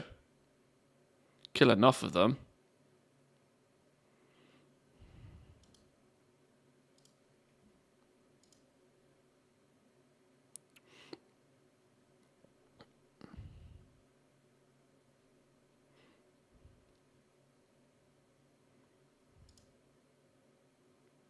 Part of the Hot Streak rune. Level 35 and spawns on top of the blacksmith before dropping down. Hard cast pyroblasting can be interrupted. If the cast is successful, it seems to do 400 damage.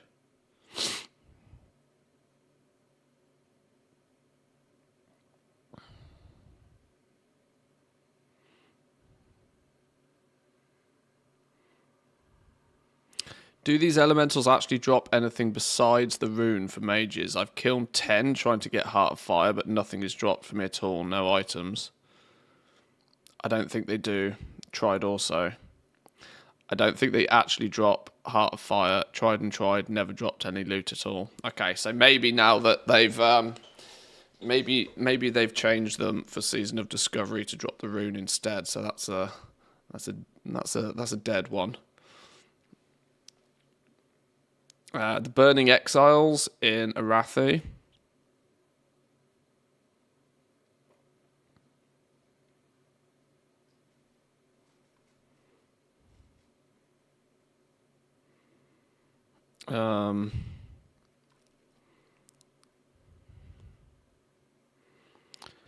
They patched the Mage Rune spawn one.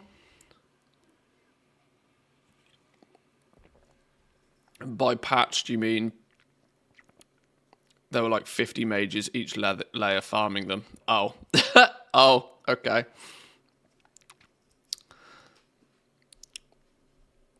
I see.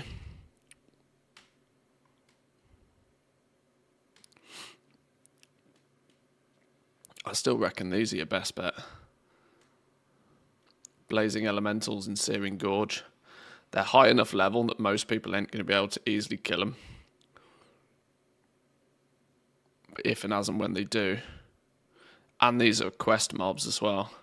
These are quest mobs. Not that you'll need to be able to hyperspawn them, but a hunter will have fun killing those. And they're going to drop you a bunch of fun stuff. Requires level 41. 41. Okay, these are going to drop things that are slightly out of the range. Level 40. You might get a few bits of level 40 gear. Admittedly, it's going to be they're a touch too high level most of the time. Good stuff to disenchant though. You're right. Yeah, they're probably not bad if you can tag them, if you can kill them. Anyway, this wasn't strictly where I was trying to pay attention to.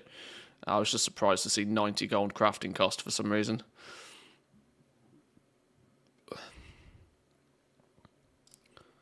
Dreamweave gloves.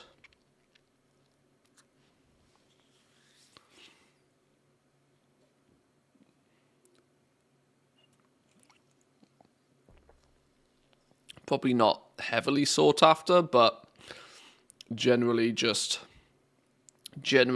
pretty strong level 40 gloves if you were missing some. Heart of the Wild and Wild Vine is making them a bit expensive. Yeah, Wild Vine is...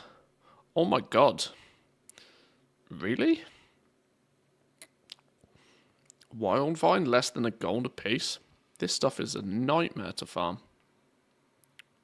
They're actually best for a few caster classes, are they really? Should probably pay attention to these then.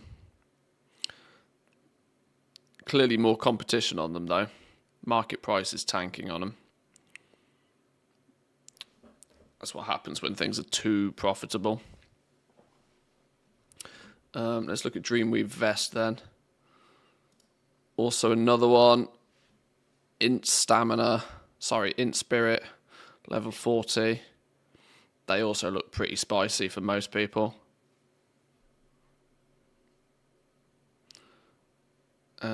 Wild Vine again, Heart of the Wild. Figuring out some smarter ways to get some of these materials.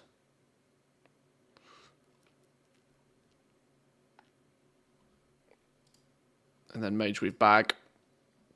Are these even worth crafting right now? 2 gold 50 crafting cost.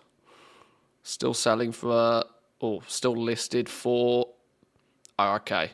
How has the value of these gone up? That's probably not so true.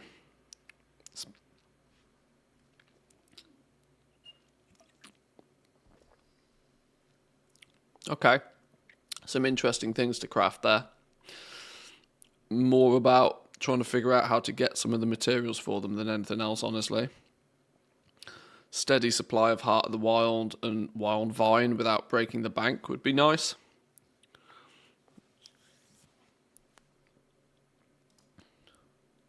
I was hoping during leveling tailoring that we'd have more things to DE to give us some cheaper, freer mats for when we level enchanting. Because this is still... I didn't even bother leveling this properly at all in phase 1 even. And we're out of gold now, so we're not going to be able to level this.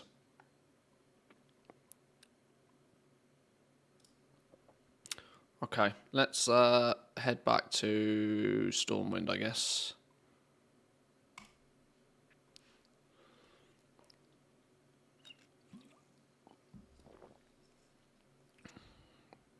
Heart of the Wild is Swamp of Sorrows, kind of low drop chance though, kind of 8%. 8% is good enough as long as you can kill things reasonably quick. As long as you can kill things reasonably quick, it's not going to be too bad. The filter's not long enough to be worth 1,000 beans. Scam cam. I haven't played around with the prices of those. I've only just figured out how to make them somewhat automated in the first place.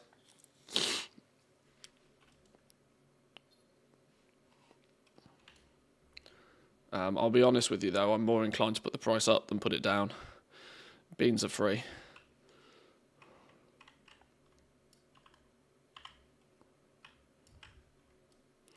And trust me when I say there's some people out there that have got more beans than sense. More beans than sense. This is what I'm trying to figure out some ways for people to use them. More beans than sense. Let's see, just out of curiosity then, tailoring we can say is done. What would be the next potential stage for me? Disenchant level 21 to 25 uncommon greens with enchanting. We'll purchase them off the auction house.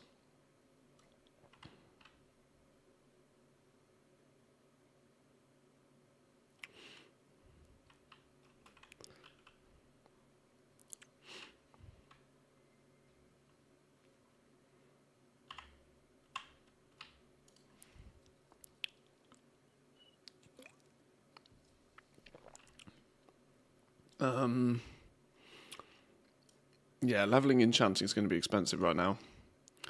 I'm wondering if there's any tailoring shuffle potential. Can we... crafting cost. Show me crafting cost there, please.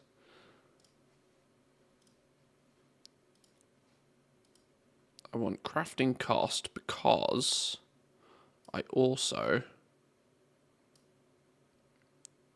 want to then do a quick... What would also be really nice is if we could see... No.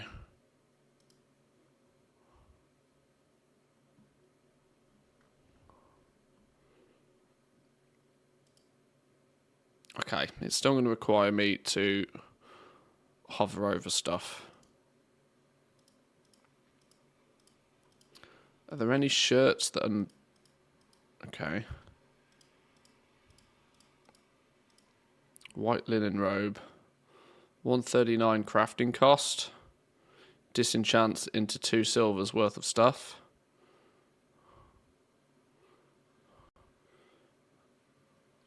I think we want something a little bit more lucrative than that potentially.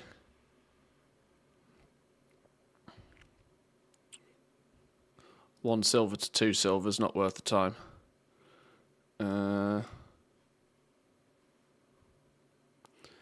So strange dust and lesser magic essences are basically free.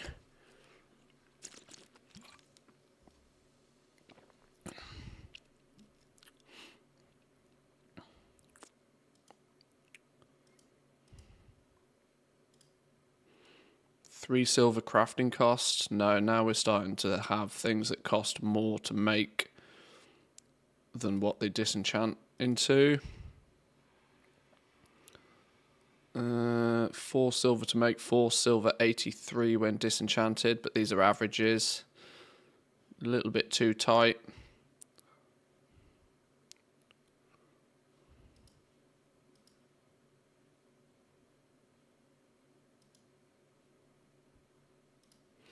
This lot is still disenchanting into strange dust mostly.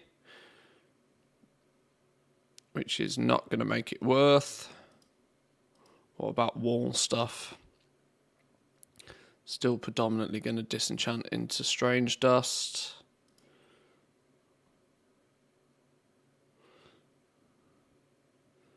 Now we're starting to get soul dust popping in. Still not positive conversion though. You ain't never going to disenchant these things.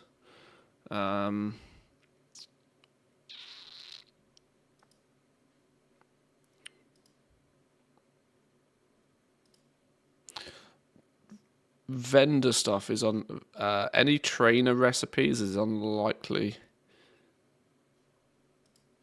to have a solid conversion.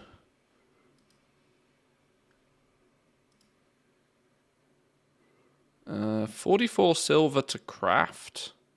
44 silver to craft, 55 silver worth of disenchant mats. If you get on the right side of the greater mystic essences, that is. Let me jot down. Whoa, where did all my screens go? What happened then? Let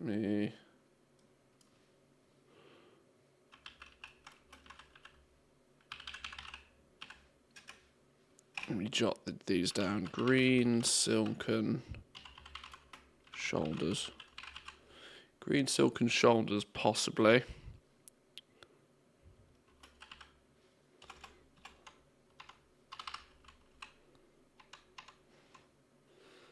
Uh, 44 silver crafting cost, roughly 55 silver. DE.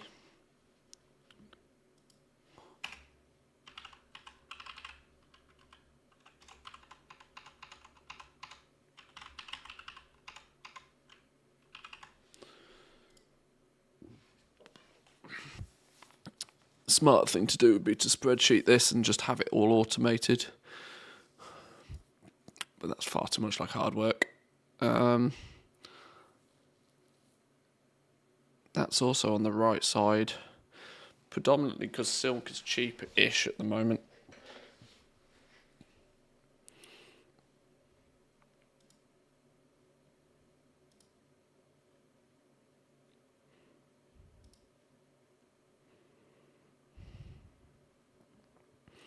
Now everything's getting way too expensive to craft, to disenchant it.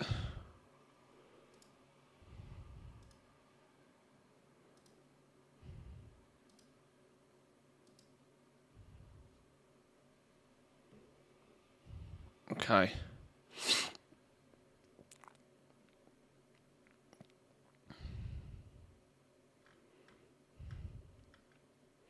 Let's test that then. Let's test that. Let's queue up 10 of those. Queue up 10 of those. Gathering. Open task list. Let's try this out.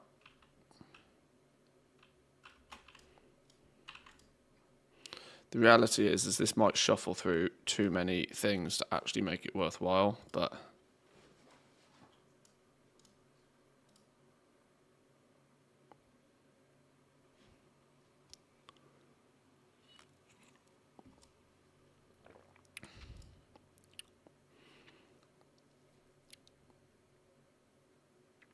especially when we're likely to need to make the bolts of silk cloth ourselves as well to make it worthwhile. So how many do we need? 5 for each one.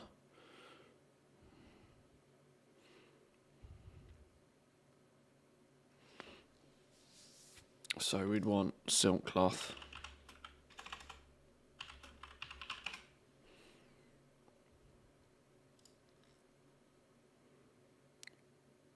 Two apiece. 8 times 5 is 35. Okay, if you make the silk bolts, it could still work.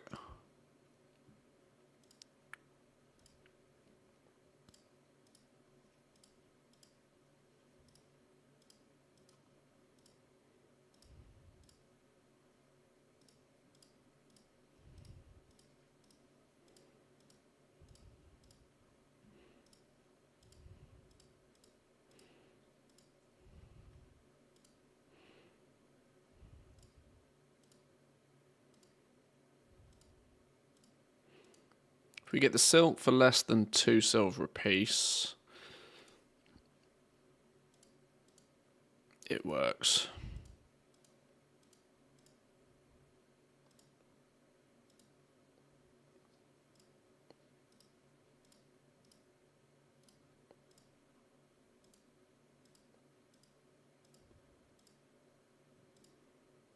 I don't know how much silk I've bought now. I wasn't paying attention.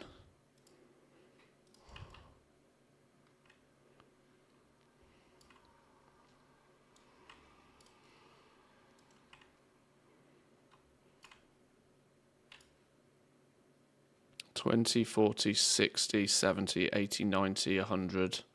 Okay.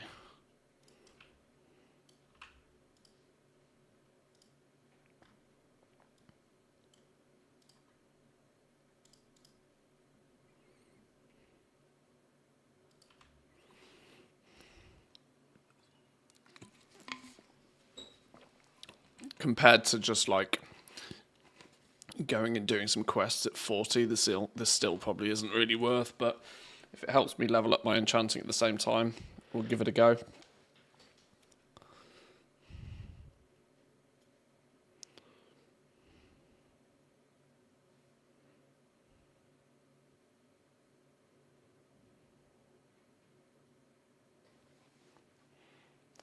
Thing with this is that the profit is most likely actually going to come from crafting the silk bolts yourself rather than buying them. If you just buy the bolts, you'll probably only break even. People have already figured this one out. People are ahead of the game. Or I'm slow. Or both. Probably both. Today it feels like both.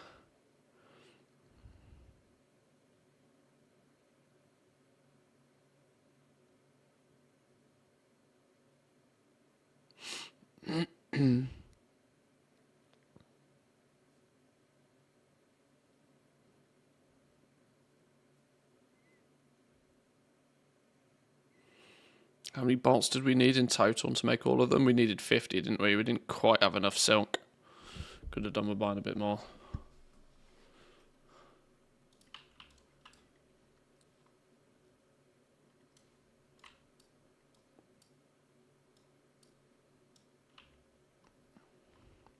We can craft up the silk whilst we wait for some cheap stuff to land on the auction house.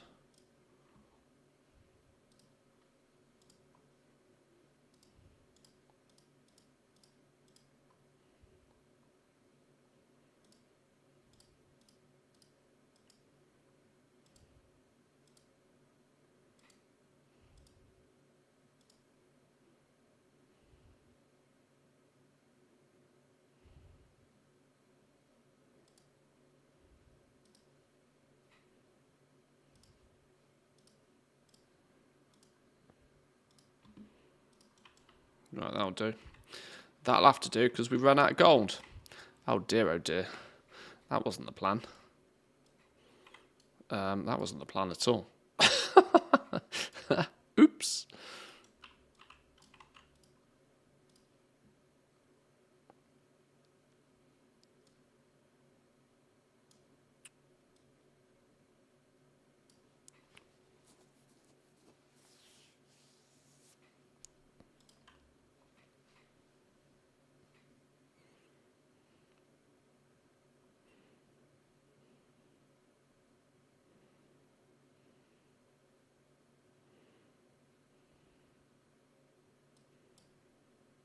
Right, 10 more.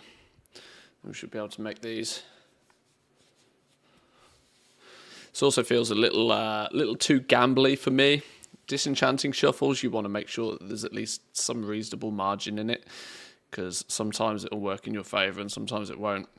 This actually starts to feel a lot like Dragonflight crafting when you're doing a disenchant shuffle like this.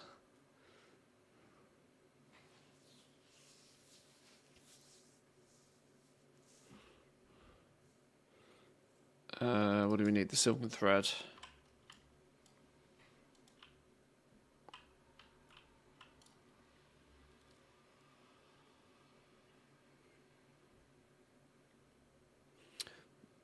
People seem to like the googly-eyed one.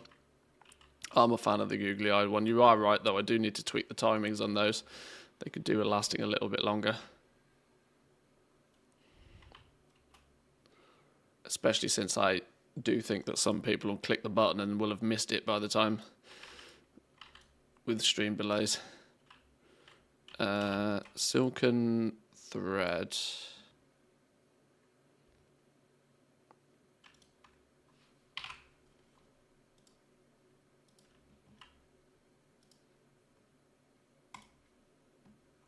Oh my lord, look how long each one of these takes to craft. Okay, yeah, this is clearly not the lucrative market that I thought it could be. Too much busy work going on in this.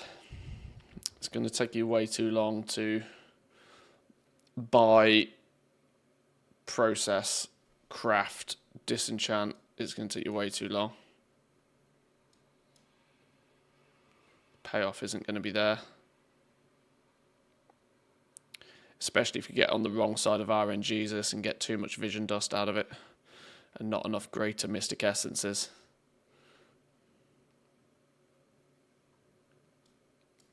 Double the cost, double the times. Yeah, I can easily tweak the costs of this sorts of stuff. You are right, the timings need to be adjusted on these. Edit commands.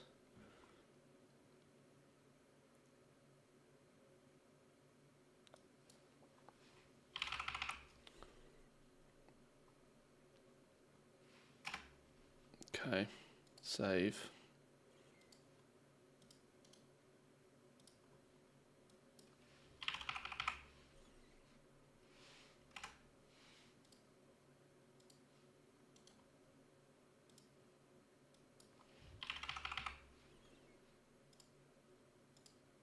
Okay, double the duration on them.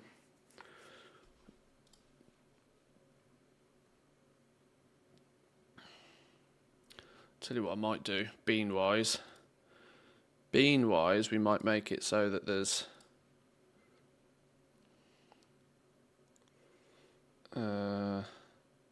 which ones we got up there? Oh, there's the zombie one as well. I forgot about the zombie one. Let me change that.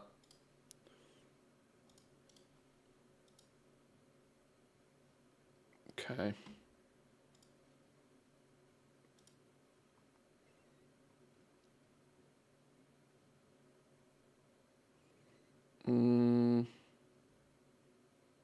How about we do this?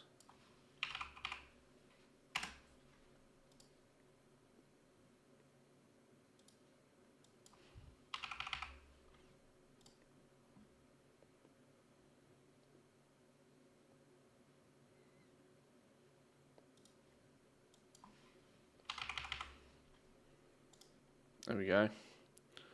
There we go.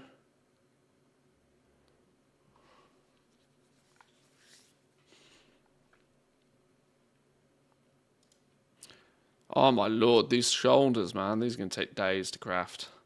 I was thinking that this might be a cool little... This is more borderline becoming like an AFK shuffle now at this point, with how long that these take to make. Even if we hit the jackpot with greater mystic essences, I still don't feel that this is of actual value. It was a nice thought. A nice thought that isn't, in theory, working.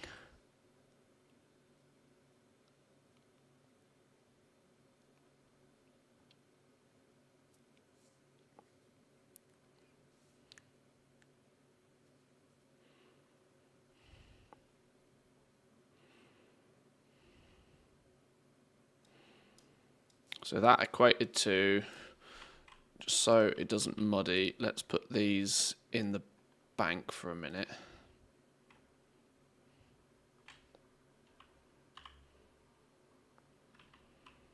Saving your beans for Alfred? You mean Stanley?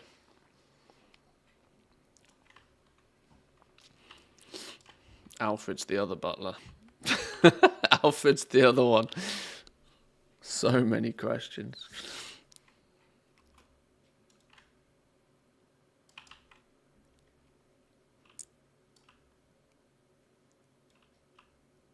So that's because he's been gone for so long. Yeah, I need to get him up and running again. There's a few things I need to figure out more so than anything with Stanley. I need him to pop up on screen as and when something's happening, but then when he's not doing anything, I need him to go away again. I don't want him on the screen permanently, so I need to tweak and tune a few of the settings on Stan. Plus, he was causing some issues. He was conflicting with the game. He was causing lag for me in the game, which was a known bug in the software.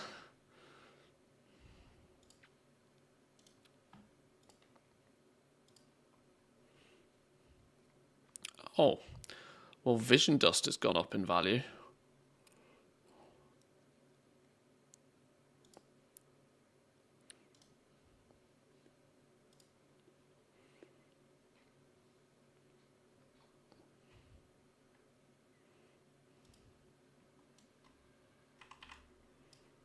Right, let's disenchant these then and see what we get. See if we get on the right side of RNG. Well, that's not a great start. 1 vision dust. That's really not a great start.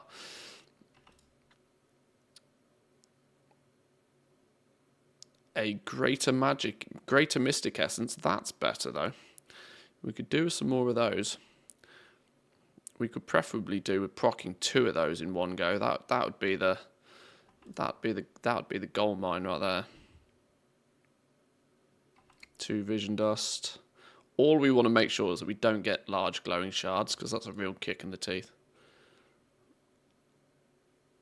Hey, doubled up on the greater mystics.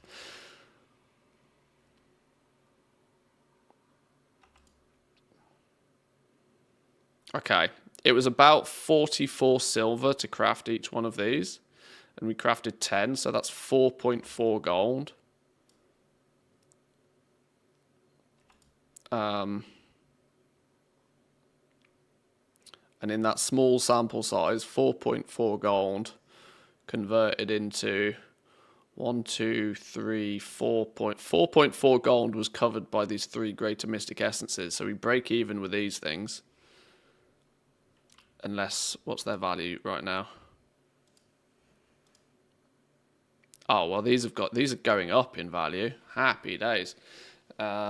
Meaning we actually did profit a little bit off those.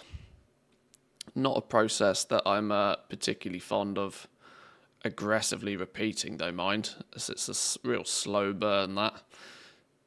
You have to spend time getting your silk at the right price. You then have to spend time selling your bolts. You then have to spend time crafting everything. You then have to spend time disenchanting everything while you end up with more than what you started with. It's not by a lot. It's really not by a lot at all. And yeah, at least they're free to put on the auction house, which is a win. All right. Gold cap incoming. Well, that works. That works. Right, I'm going to take a quick break for 2 minutes, boys and girls. I'll be back with you in a second.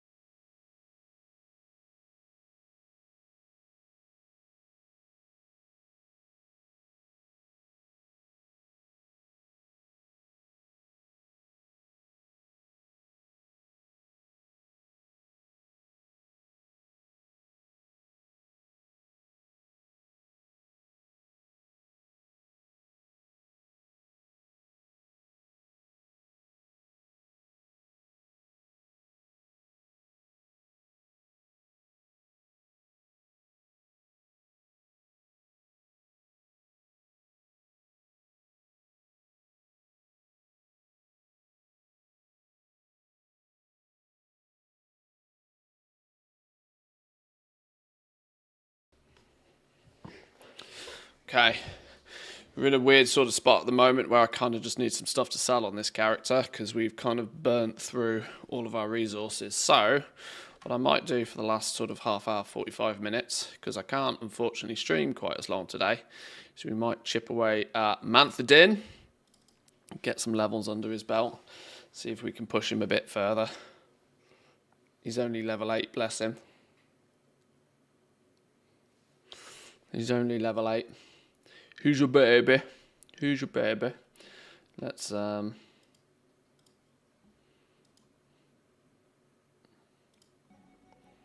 make sure this is all in order. Make sure.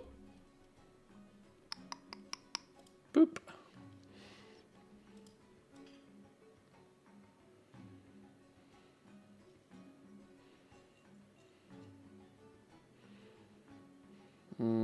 That'll do. Right. Okay. Where are we? What are we doing? Can't for the life of me remember what we're doing on this dude. Devotion aura increasing blessing of might. Yes, please. Let's remember to keep that up. Tried to pally briefly in phase 1. And wow, how did anybody ever level a pally in vanilla? I don't think I've got that far into it yet to have thought too much about that, but you might be right. It's a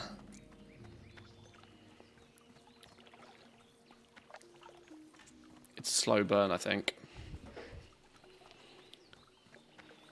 How many people do you think quit WoW completely because they started as a paladin? See, the thing for me is, I know Blizzard are cash cowing as much as they can. I kind of, it was different times back in vanilla. This was the thing.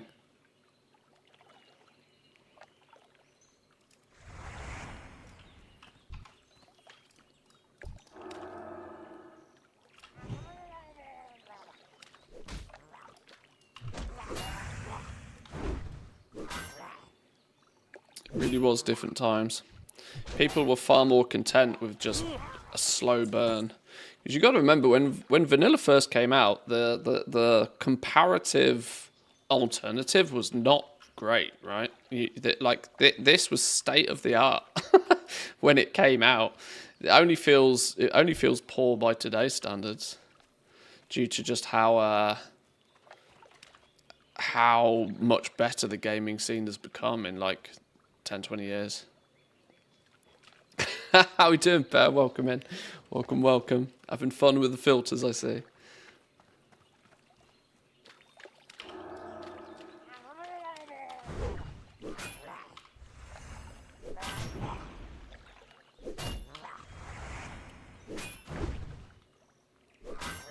There is a bit of a cooldown on the filters, but there's a few of them available now.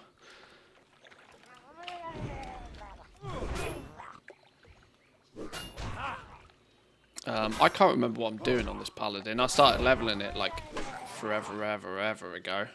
What are me buttons doing? Seal fills the paladin with the spirit of Crusader, granting 32 melee power.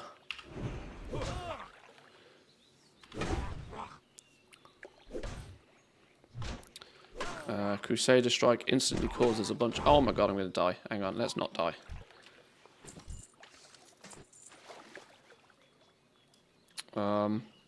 Instant strike that causes 75 weapon damage and regenerates mana.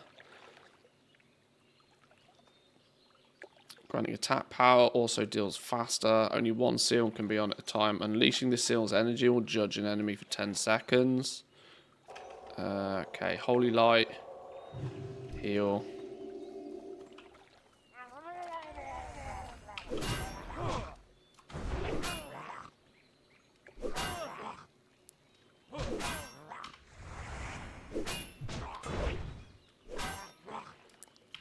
Basically press buttons on cooldown and don't die. Oh my god.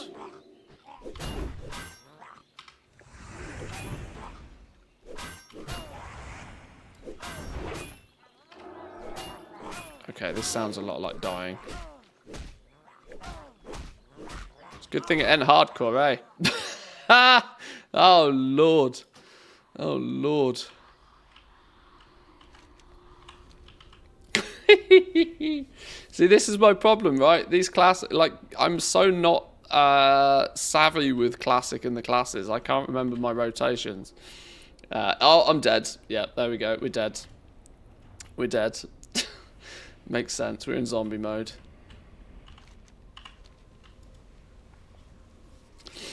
We're dead.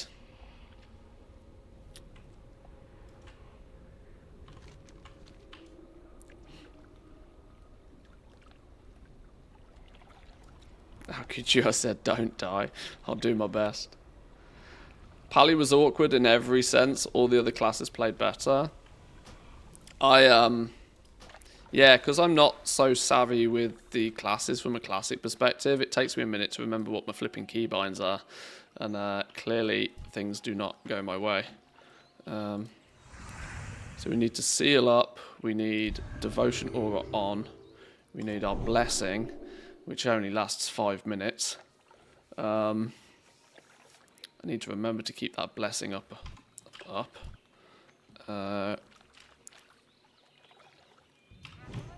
We can pull with that. We then need to reapply the blessing, and then we Crusader Strike on cooldown. Okay, yeah. Vaguely remembering what's going on here.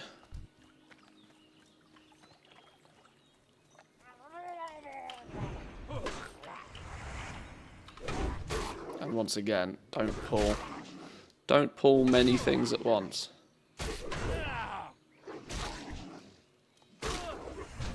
No, that was the wrong one.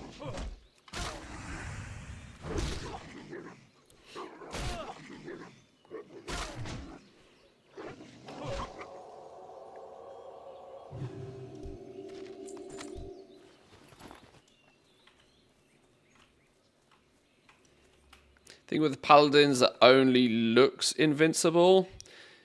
He's the sturdiest character in the game, no doubt, but he does so bad DPS in many cases that he just dies from fatigue. I've been in combat, I've been in war for 6 months, and the thing's still not dead.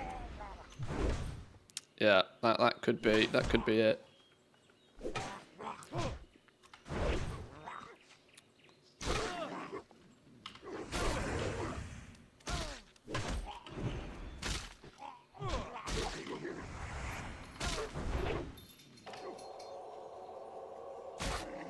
God bless Holy Light, nearly capping me though. We need that. If I pull 3 things, I'm dead still by the feels of things at the moment.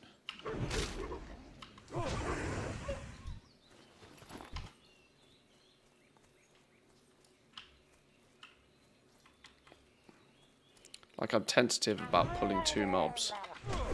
If I pull this pack of this pack as well, it's GG.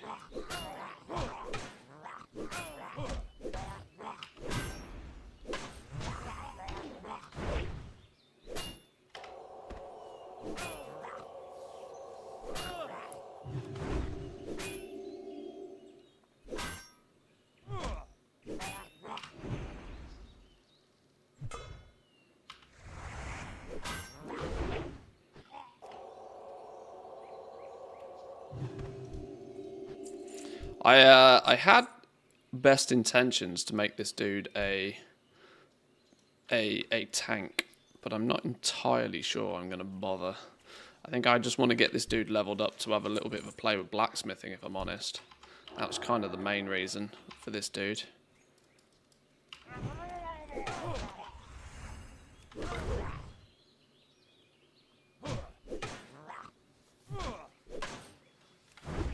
This is the thing, I want to try and play this in an alt-friendly fashion, but Classic just isn't alt-friendly by design. It was never really meant to be alt-friendly. You're meant to devote your entire life to one character, and you're meant to love that character, and you're meant to never want to put that character down.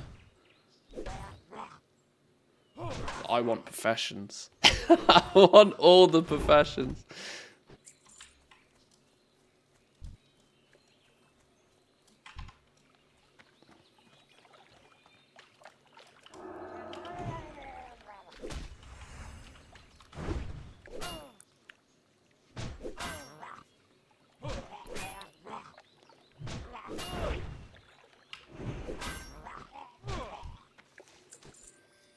4. Entering some mine.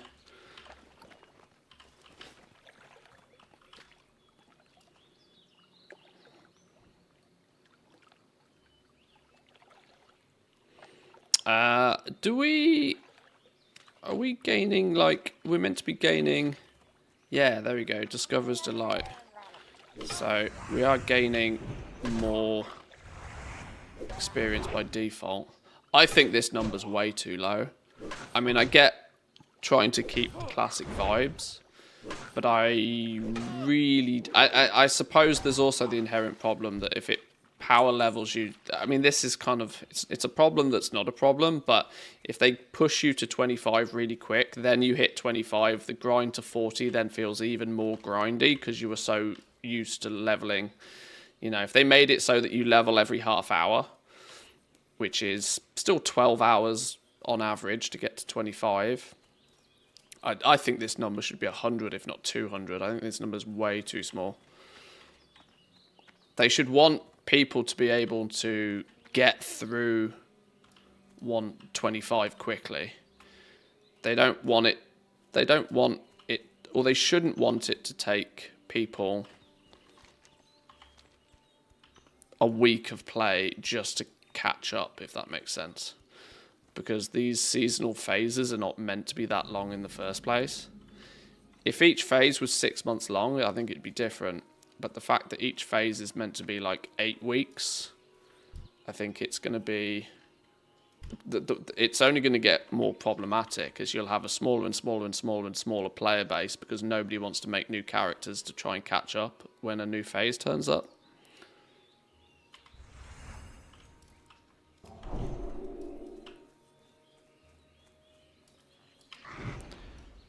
Have they reduced the range on Judgment?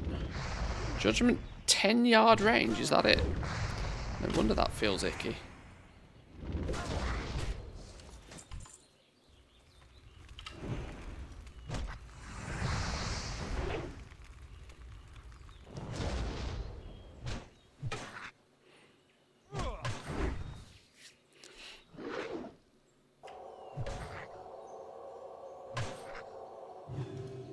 God, I nearly died there.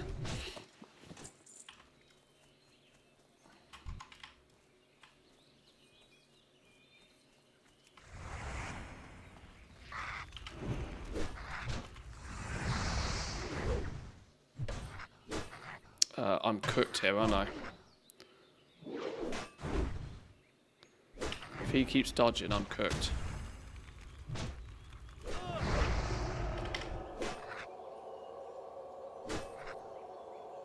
Oh my lord. That shouldn't have worked.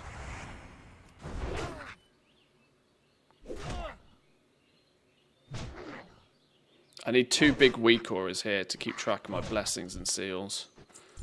That's the only way I'm going to... Having the buffs up in this corner isn't going to work. I'm not going to start making weak auras now. That seems silly.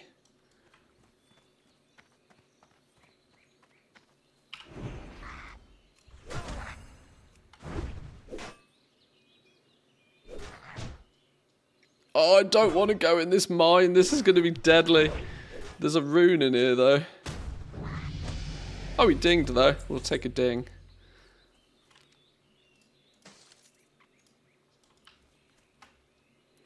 Oh, this is going to get dangerous. Oh, somebody else already in here, look. Somebody else already in here. Does this mean we can get a cheeky... Oh, my God. You know what this actually means. We're going to get halfway through here, and then everything's going to respawn on my ass. No! Don't do it to me, game. Scouted through. Lee, what's the rune in here?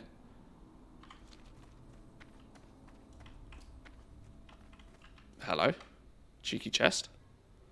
Surely this has got nothing in it, right? Surely somebody's just left this here.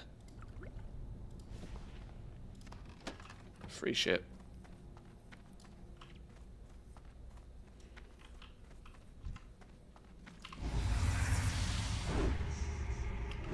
Wounded adventurer.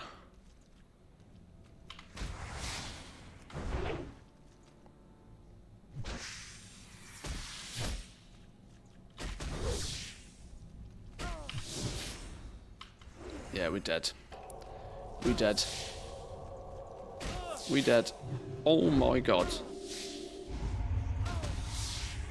Hit the damn spike. We dead. We dead. Oh my lord. We dead.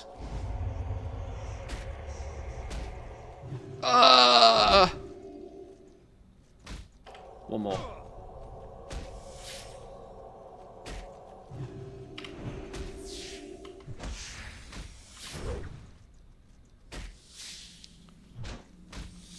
This isn't Last Epoch, and this isn't Season of Discovery Mage. No, I've not got as long to stream today as I intended, and the servers are still meant to be a touch rocky for Season of Discovery, so I'm honestly just messing about in Classic for a little bit this morning before I've got maybe half hour left to stream because I have to take the old doggo to the vet today, which I entirely forgot about. It's completely my fault, but just for some regular shots, nothing serious though. The doggo's fine. Doggo's good. Annual rabies shots and, you know, things like that. Nothing, nothing scary. And we're dead. 2 spiders and we're dead. Sheesh. Okay, that's going to be a real problem. We're going to spawn back in there and it's going to be hell.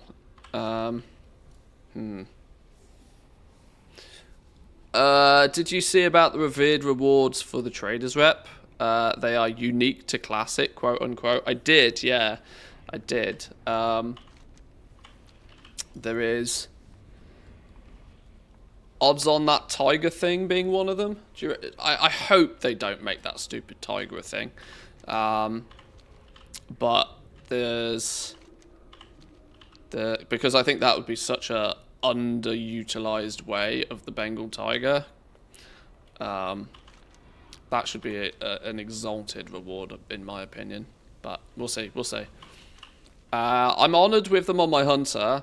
I have a bunch of boxes in my bags that I haven't filled. I don't know how much rep you get for each box. I think I've probably got enough to get to revered if needs be. I won't have to farm the boxes per se, but it might cost me quite some to fill the boxes.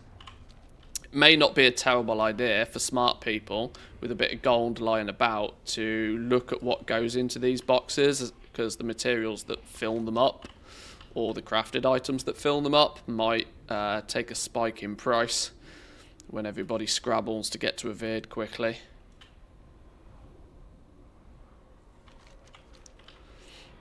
I can just show you my solid chest farm, 20 plus an hour. You get supplies every time. No combat necessary. That's quite clever. You should turn that into a YouTube video. That'll bang. 10k beans for doggo cam. I wouldn't mind having a doggo cam. The problem is my doggos move all the time. They're constantly moving. They don't stay in one spot. And short of having 12 cameras around the studio, it's a bit tough to make sure they're in the right spot at the right time, if you know what I mean. One of them is as cute as hell right now, though. She's fast asleep on the sofa with her head on a pillow. Let me see if I can show you this without disrupting.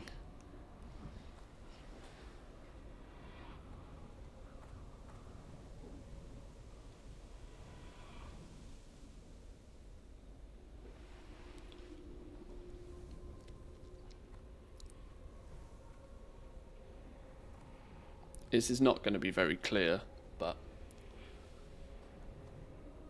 Oh, hang on. Why don't we just go to this mode for a second?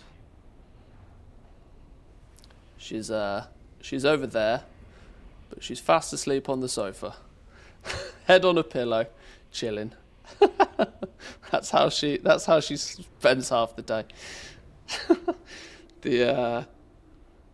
And the other one is fast asleep in her bed.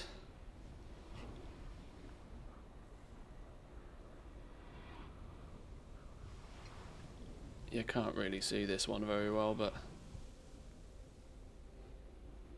And the other one, fast asleep in the bed.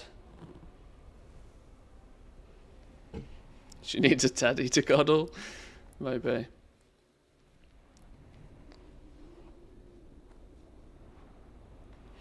Some service like this is worth the 10k beans. My dogs are funny. I took a cute picture of them the other day.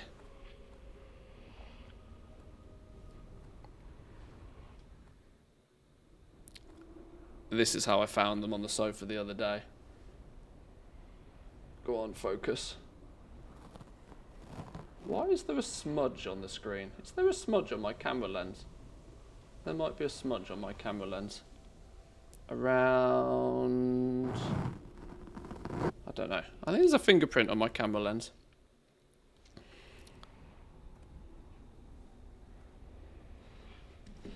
Anyway, there was the doggos. There's I saw some cool Logitech do these cool little cameras that I saw that would be awesome, I think, for the studio and for the stream. The problem is there's three little webcam camera things that I could hook up, pointing in different directions in the studio.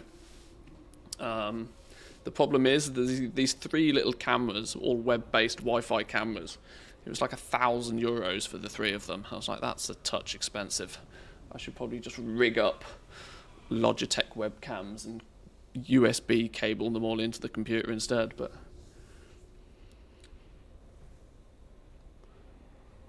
for some reason, I thought you had chihuahuas. No. They're called Lapland dogs, or Lapinkoida in Finnish, but they're Lapland dogs. They're about as close to border collies as you can get without being border collies. You look at them and they kind of look like the cross between a border collie and a husky. They're kind of, they're fluffy like a husky, but they're like similar in shape and mentality to a border collie. Border collies are obviously sheepdogs. These things are for the same purpose, but they herd reindeer instead. That's what they were bred for.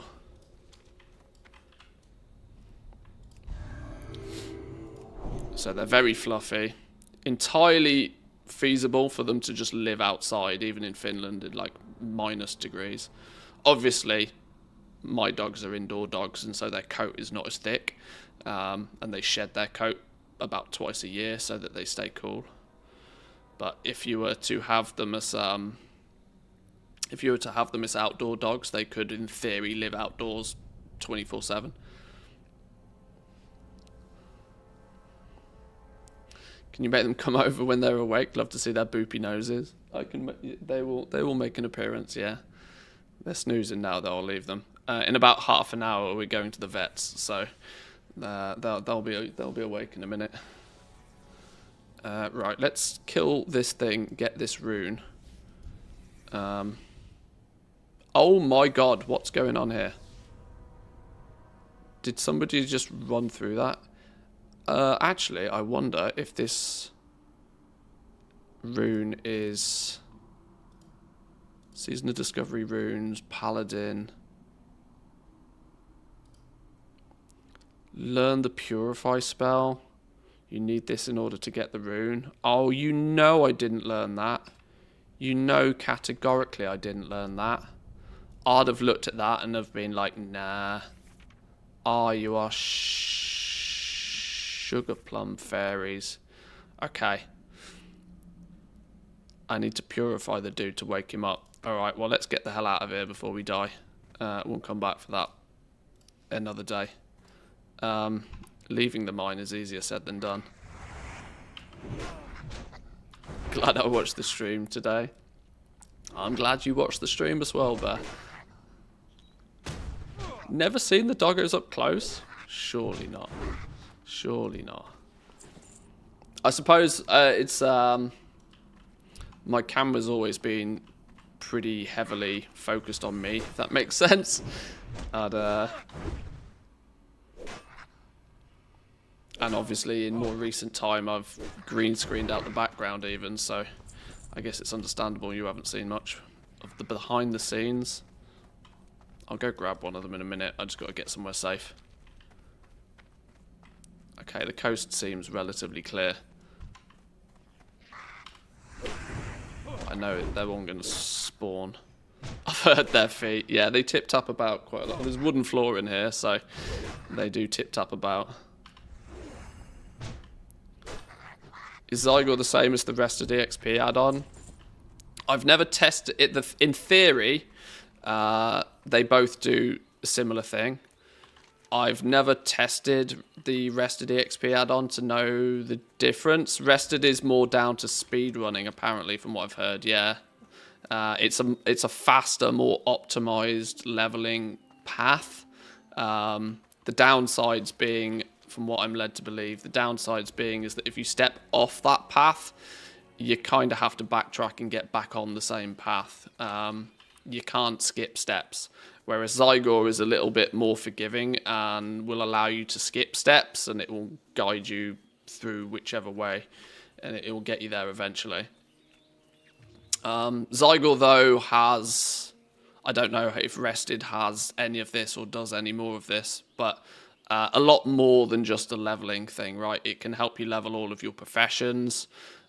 It guides you to get all of the quests for the different dungeons. In Season of Discovery, this is really handy if you want to make sure you've got all of the quests for a dungeon before going and doing that dungeon, because obviously dungeoning is a touch more of a targeted thing that you do.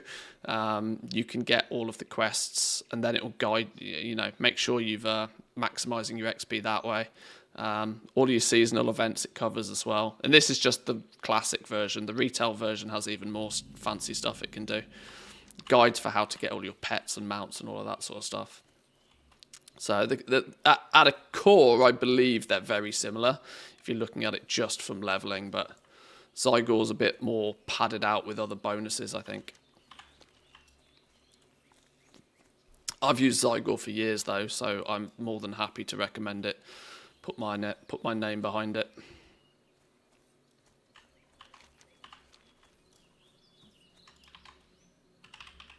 And at the moment, you can get 20% off if you use my code as well. Like I said, it's not sponsored, but I am affiliated with them. Get yourself a little discount, support the channel, level nice and fast.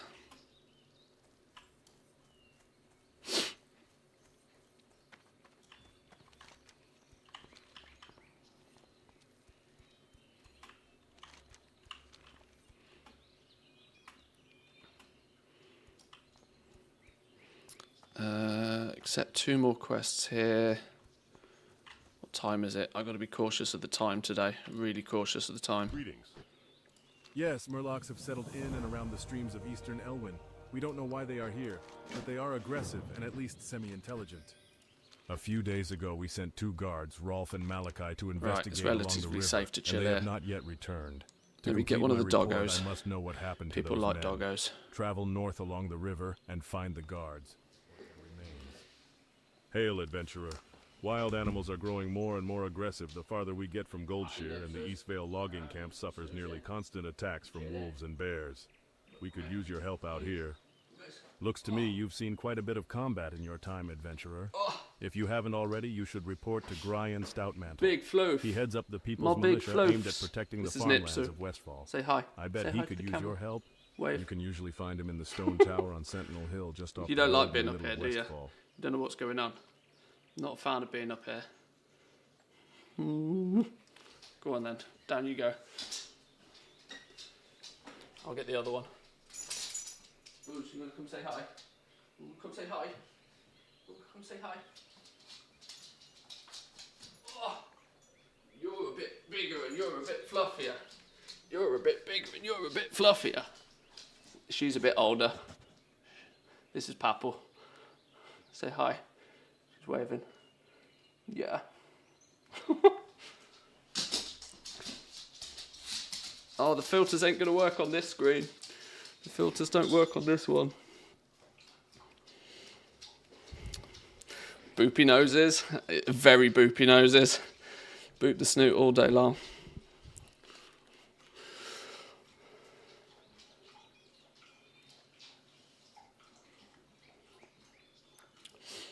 And there's your cowboy hat, by the way. I was hoping for 2 hats. Oh, I wonder if it works on the dogs, I'm not sure if it works on the dogs. I mean, we could... I don't have it set up. to work in full screen mode.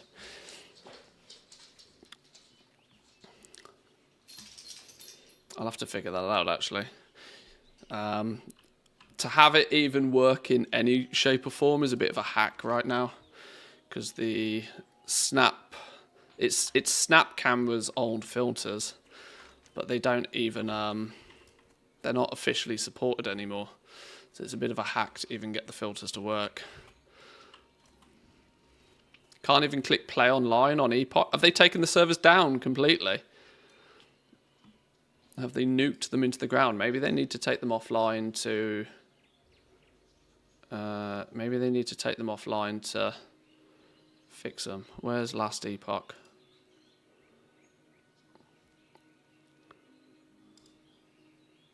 Play Last Epoch, play offline. Does it work?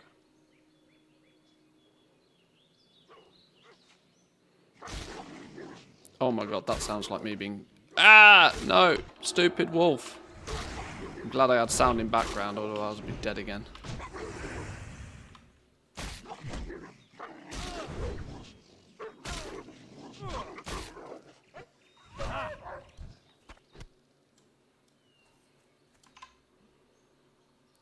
Oh my god, way too many windows. We are working to resolve online gameplay issues. We appreciate your participation. My button works. Although, does it actually do anything? Does it do anything? Does it do anything? Thank you so much for showing the dogs. Made my morning. Hey, you're very welcome. I'll sell out my dogs all day, every day. Don't you worry.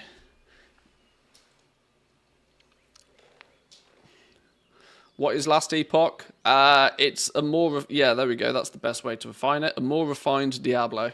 Diablo 4 was a bit of a flop. I enjoyed Diablo 3. Path of Exile is a bit complicated. Last Epoch is designed to fit in the middle, really. An ARPG, an action RPG. But with it going into version 1.0 last night, the servers are getting absolutely cream crackered. So I probably will be streaming it later. I plan to, because I have to cut my stream short today to take the doggo to the vet. I will probably be streaming this evening. That is on the assumption we can log in, which it doesn't look like it right now. So I'm not going to try that hard. Won't try very hard now. Right, thinking about it actually. If I start, what we doing here? Find the lost guard. Discover Rolf's fate. I'm actually gonna play it a touch safe and just log out off by this bridge, over by this bridge. My God, words! I clearly can't talk today. I did say at the beginning of the stream I was tired. Right, I'm going to leave this dude here. And actually, boys and girls, I think I'm actually going to... leave it there for now. Stream's a bit shorter than I normally like them to be, but in less than an hour's time, I've got to be at the vets with the dogs, so I'll give myself a bit of wiggle room there. I hope to be up and running and streaming Last Epoch this evening, assuming servers and stuff work. If the servers are still a bit ropey, we might save it till tomorrow. We'll see. Enjoy the rest of your day, boys and girls. Thank you all for joining today. It was a little bit more chill, a little bit less sort of upbeat, but I'm tired for some reason. I don't necessarily know why. Too much excitement going on, clearly. But have yourselves a wonderful rest of the day. If I don't see you later, come say hi in the Discord. And yeah, enjoy your day. I'll catch you in a bit. Peace.